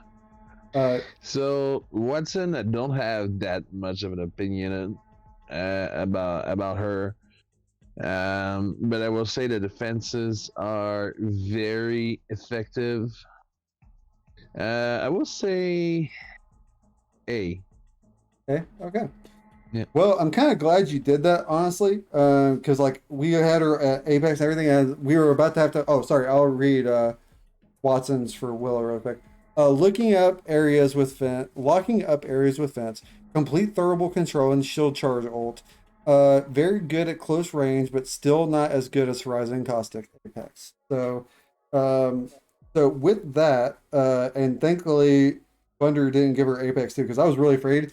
Then we were gonna have to have the discussion of who's better, Caustic or Watson. But because that last second pullback, it will actually put her directly below Actually, Caustic. I'm gonna reduce mine to an S tier because I know I just went off on all the stuff her thing can stop, but I feel like she's better at mid range just because, like, what are you if there's a Watson hold up on the on the side of something getting her shields recharged, what are you gonna do about it? Yeah, so actually that puts her below Octane. So yeah, I'm changing my to S. Okay, I agree with that There we go. actually. Yeah, I mean she is great. Don't get me wrong; it's still Apex, but Willow called first on Wraith. Yep. So Willow's input for Wraith is Kunai OP Apex. Okay. Is it Yeah, what? you know What? I can't argue with that. I can't argue with that. What did he say? Kunai OP Apex. Kunai is in her heirloom. So Why the it's, fuck are we judging on heirlooms? so it's a joke because essentially Memes. sweaty It wraiths, just means sweaty Oh, wraiths, okay. sweaty wraiths always get the kunai, right? Right. We've all faced off against enough sweaty wraiths to know that wraith can absolutely be brutal in close range, right? So the argument that Willow is putting forth is, yeah, wraith will fuck you up at close range. That's what she does. There's argument to be made whether she's good at mid range or not because her passive is not very good actually. It doesn't give you any real information. All it does is like, oh, I'm being aimed at. Cool. What direction? Where from? I don't fucking know. Right? So her passive is pretty useless. But while Her passive is basically just panic. yeah, exactly. Get the fuck out of here. But her tactical, while it does not seem like it's very good, because it does leave that trail, you run faster while using it. You can throw people off. You can actually set ambushes if you know when you're running out of time. Turning a corner and then immediately turning around and knowing that they're going to chase you, getting one peacekeeper shot or one sentinel shot off to their head as they run around the corner to dome you, you're going to kill them instantly. 1v1, her tactical is going to be super useful for her. Her ult, again, being able to set down the portal, run through it, they're going to chase you through, but you back up once you come through it, and as soon as they come out, you're shooting them in the back, and they don't even have a chance to turn around. Right? I agree. I think Wraith is an Apex at close range. I think at mid range and long range, especially in this situation, where you're not allowed to close distances, she's gonna her ratings are she's useless at mid range and long range in this scenario. Right? She's a C because none of her tacticals, passive, or anything else matter. He has a really small hitbox. That's the extent of how useful she is. Right? But for this, Willow put Apex, I'm putting Apex. And Bunder, we'll go to you. See, there's one thing about everything you said. Everything is true, right? What you said is true, entirely true. But you hate her. No. But I would say, but it requires player experience. And we haven't talked about it a lot, really. I mean, we talked about it a bit, but in this scenario, like using the jump to set up ambushes, using the portal to set up ambushes, this requires game experience, game awareness, and player skill. True. Not everyone is going to be able to pull that off. That's fair. I can agree with that. So, in regards to that, I cannot give her an Apex, and I don't think she is an S rating. I will give her an A. Okay, that's fair. Which is way better because I first started out thinking, listen, basically to me, the Wraith is the same as Loba in terms of the tack. yeah. Which is So the ult difference is different. that Wraith is invulnerable while moving, right? So Mhm. she can't be hurt while her tactical is being used. She Yeah. doesn't leave a big glowing arch to her land point. You see where she's moving, but the trail is about a third of a second behind her, right? Yeah. So and that's one of the reasons why I was like, okay, no, never mind that. It's actually better than Loa. Like, yeah, no, her tactical is absolutely better But- than Loba in this situation. but I cannot bring myself to consider. That's fine. So, and also I Yeah. will note that where Loba excels versus Wraith in the tactical is that Wraith has to like move through this distance to get wherever she ends up. Mhm. Loba can fling the bracelet straight up in the air, and if, as long as it lands at the top of the cliff, she's at the top of the cliff. It doesn't matter if she could climb that distance or anything else. It's instantly from here to all the way the fuck up there, right? Wraith can't Yeah. do that. She has to be able to move where she's going. Now, it's easier for Wraith to set up ambushes, like solo ambushes by herself, than it is for Loba in this situation, obviously. So, okay, you gave her an 8. Echo, where you at?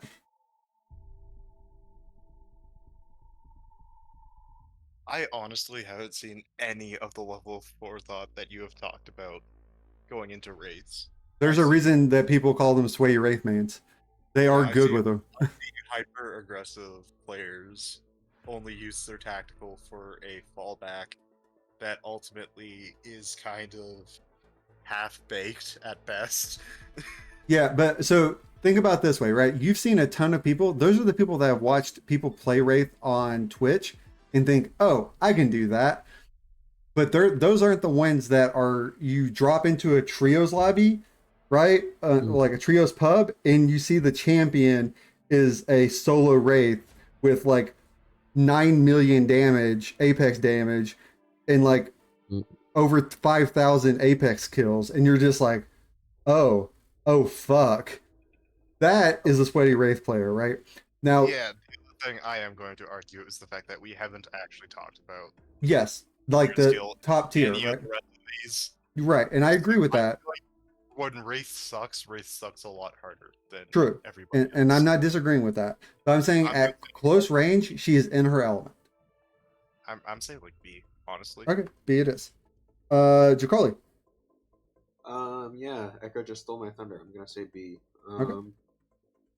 Yes, people are very good with Wraith, but I honestly think for the average player, the passive and tech can actually synergize at range in a way where the passive is completely useless in CQC. Maybe it can tell you to flip towards a door that you just came through. Maybe. Rift is. I don't see Rift. Yeah, I'm gonna say B. That leaves you, Rasta.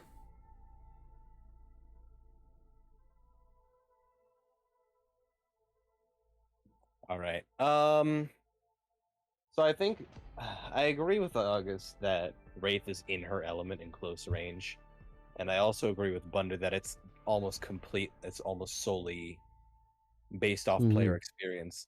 The way I've kind of been looking at these tier list ratings is what's the I'm kind of judging it like the level of potential versus how hard it is to reach that potential. So like if they're kind of on equal footing, if it's kind of like low potential, or if it's kind of like super high potential and super low effort, low high potential, low effort, then they're they're easy Apex and pretty much broken. But if it's the closer they are together, or like high potential but high potential but high effort to reach it is also going to be lower, because there's going to be less likely that it's a skill gap more issue, people are right? gonna- skill gap issue. Exactly. Yeah. So I don't know. I think Wraith is A because it's not well. On top of her being one of the most popular legends, so it wouldn't be too hard for your average player to look up and find ways to get better with her. But It's again, that does not- take effort. Yes, it does still take effort to be like the 3,000 IQ Wraith clips that you see Apex being like, "Thank you for 5 million players in 3 years," and they show your clip. Yeah. So Yeah. I think she's A tier because being able to instantly become invulnerable and run out of a bad situation is good, even if people will almost, it's like a 50-50 shot on whether they chase you down or not. Or no, it's more like a 70-30 on whether they chase you down, because most of them are like, no, we're getting that fucking Wraith. Yeah, but this is a 1v1, so chances are Yeah. you're both hurt, and they're thinking, oh, while she's running, I can get off a quick battery Yeah. cell, and then push her while she's trying to get a battery off, and I can catch her unaware, right? That would be the thought Yeah. process I would use going against a Wraith 1v1. Not gonna say everyone does that though, obviously. True. Yeah, go ahead, So, Willow. yeah. You can elaborate on what you've said. Everyone else has put in their ratings. I agreed with you. I put in Apex. But Rasta does bring up a good point. It's a skill gap issue, right? The best Wraiths are some of the best players in the game. Most Wraiths suck. So it's like, Which is kind of circling back to the point I mentioned earlier. yeah. Go ahead, Willow.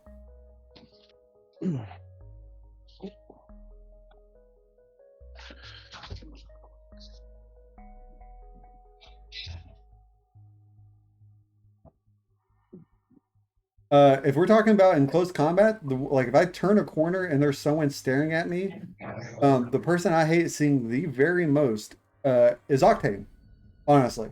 So a lot of sweaty Wraith players have become sweaty Octane players, but when we're talking about loading in and we're looking at banners and we're in a pubs lobby for trios and the champion is a solo Wraith, yeah, that's fucking scary, my guy. So yeah, I see exactly what you mean though. Like it instills fear. Yeah.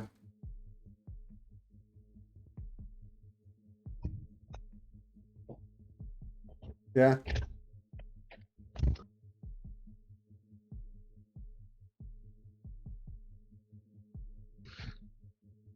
Bang it.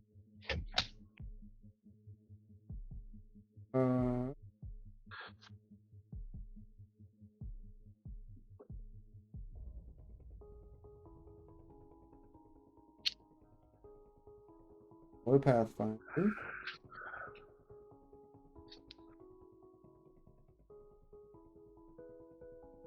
Can't believe you did my boy Mirage so dirty. He barely. Okay, so Mirage should actually be the bottom.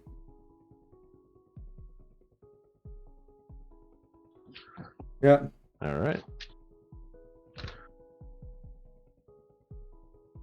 Yep. So Thunder, you get the Yep. very last legend. Yes, sir. Newcastle. Okay. All right. Newcastle. Passive really sucks in close range because it's a 1v1. Yeah. The only other passive that helps a lot is Fortified, which, seeing as Caustic is S and Gib is A, Fortified has a lot of help. Yes, it does. In terms of battle, so the tactical, I believe, is extremely good because it gives you portable cover, if at least for like all of 5 seconds. The fact that you can move it as you please is great and allows you to force the enemy into a more disadvantageous position. The ult would be pretty cracked, but not in a close range situation.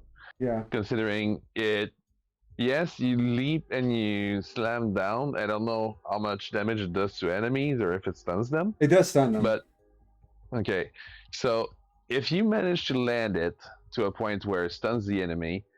So it becomes equal in terms of how long you have to spend to actually do the leap and slam the shield down so that the walls come up. And the actual covers, you only have 2 high covers out of it, and the rest is you have up to 3. What? So if you land like in like a wide open field, there'll be a center one and two side ones. But most time, whenever you use it, one of the sides is going to be cut off by the terrain. So there technically so is that's why I 3. like to do it. Yeah.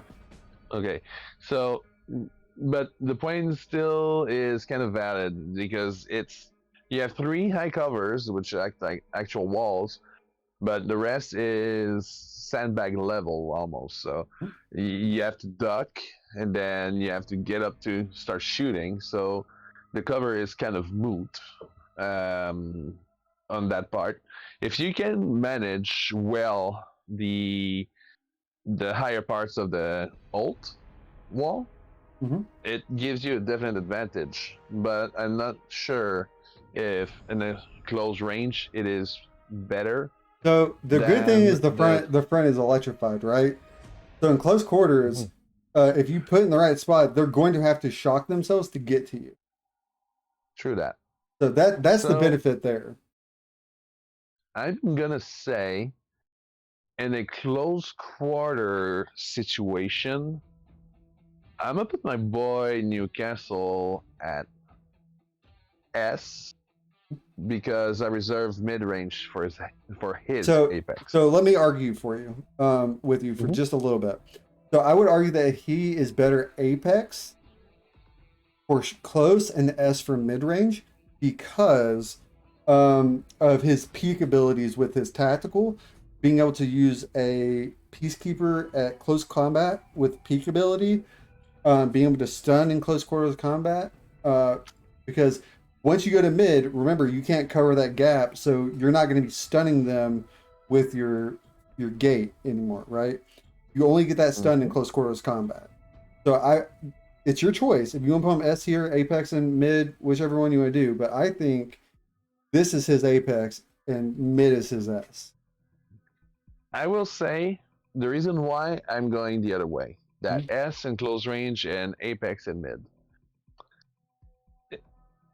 In close range in this situation, it's 1v1.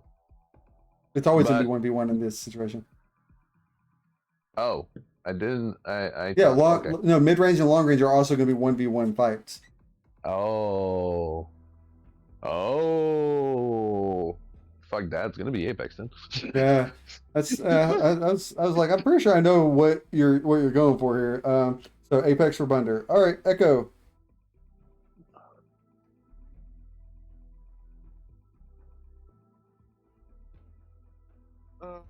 Newcastle in a close range. Yeah, probably Apex because I don't. His passive is useful. No, I'd say S because I feel like it's better at range. Right, because you can use his tactical more effectively at range when it presents when you're harder to hit and it's harder to hit. So it's easier to just move around with it as cover at range rather than just, oh yeah, I'm gonna walk 10 feet to the left and flank you. Right? Okay. 10-foot step, always better. Yeah, so I feel like it's better at mid than it is here. Okay. Anyways, that's my 2 cents. So like S. S. Okay. I'm gonna say B plus. I think against like a no abilities legend, it would be like maybe an S minus or an A plus. But like, there's so much counterplay. I don't know what else to say. Like, it's so easy to get an angle. It's so easy to deny cover, and it's so easy to maneuver in this game. I just don't see it. I think that's B. So Willow says, Newcastle, definition of close combat bunker. He has a mobile shield for easy shotgun peeks and quick cover. And his ult has a shock duration that forces enemies to go around. And if they can't, they just have to suffer its damage and shell shock effect. Also, you can jump over stuff to get to higher ground. Apex. So, Apex for below. Rasta.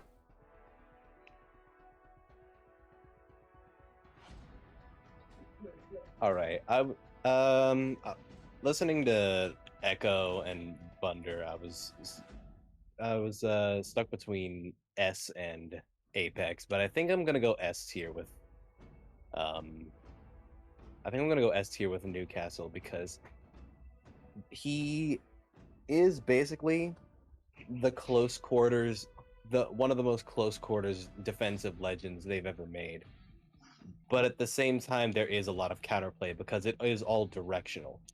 So if you got an Octane jump pad, because I know I've done a lot of shitting on as Newcastle, but I've also gotten shit on a lot as Newcastle and shit on a lot of Newcastle because it is not the hardest thing in the world to get an angle on even the castle wall. Yeah. But the thing keeping him from A tier, because there's a lot of counterplay, but the thing keeping him from going lower to me is because you can turn around with the wall mid-air. So if you're in a bad situation, you can just pop your ult and jump 35 meters away and have your own wall to heal behind. So that alone is huge to me. And the mobile shield is also really good, and his passive, well, it's useless in 1v1, but still a lot of things going into him, and I think I'll put him in an S tier. All right, S tier it is. So I am actually going to give him Apex because of the points that I already pointed out, where I think that his ult and tactical, I personally think that his tactical is better at close range than it is mid range because of the because you're going to be doing the same thing with both sides, right? You're going to try to get peak damage. You get more peak damage with guns at close range, such as the Peacekeeper, the 30-30, the bow check. Those are things all easier to peak damage at close range than they are long range or mid range, right? So I think personally, because the fact that you can't transition again from close range to mid range or mid range to close range, since you're stuck in those ranges, I think that Newcastle is going to have to be an Apex in close quarters, which will leave him as an S rank for all of us. So guys, that actually he will be. Is he Seer? Yeah, he'll actually be above Seer. So he's the top of S rank. Oh wait, actually, no, yeah. He just has one more. He has one less S and one more Apex. So yeah, he's just slightly above Seer. All right, guys. Well, Yeah. this is our close. Wait, Willow, you did say your points. Yeah, I read yours. Yeah, no, I read yours off after Bunders or after Echoes.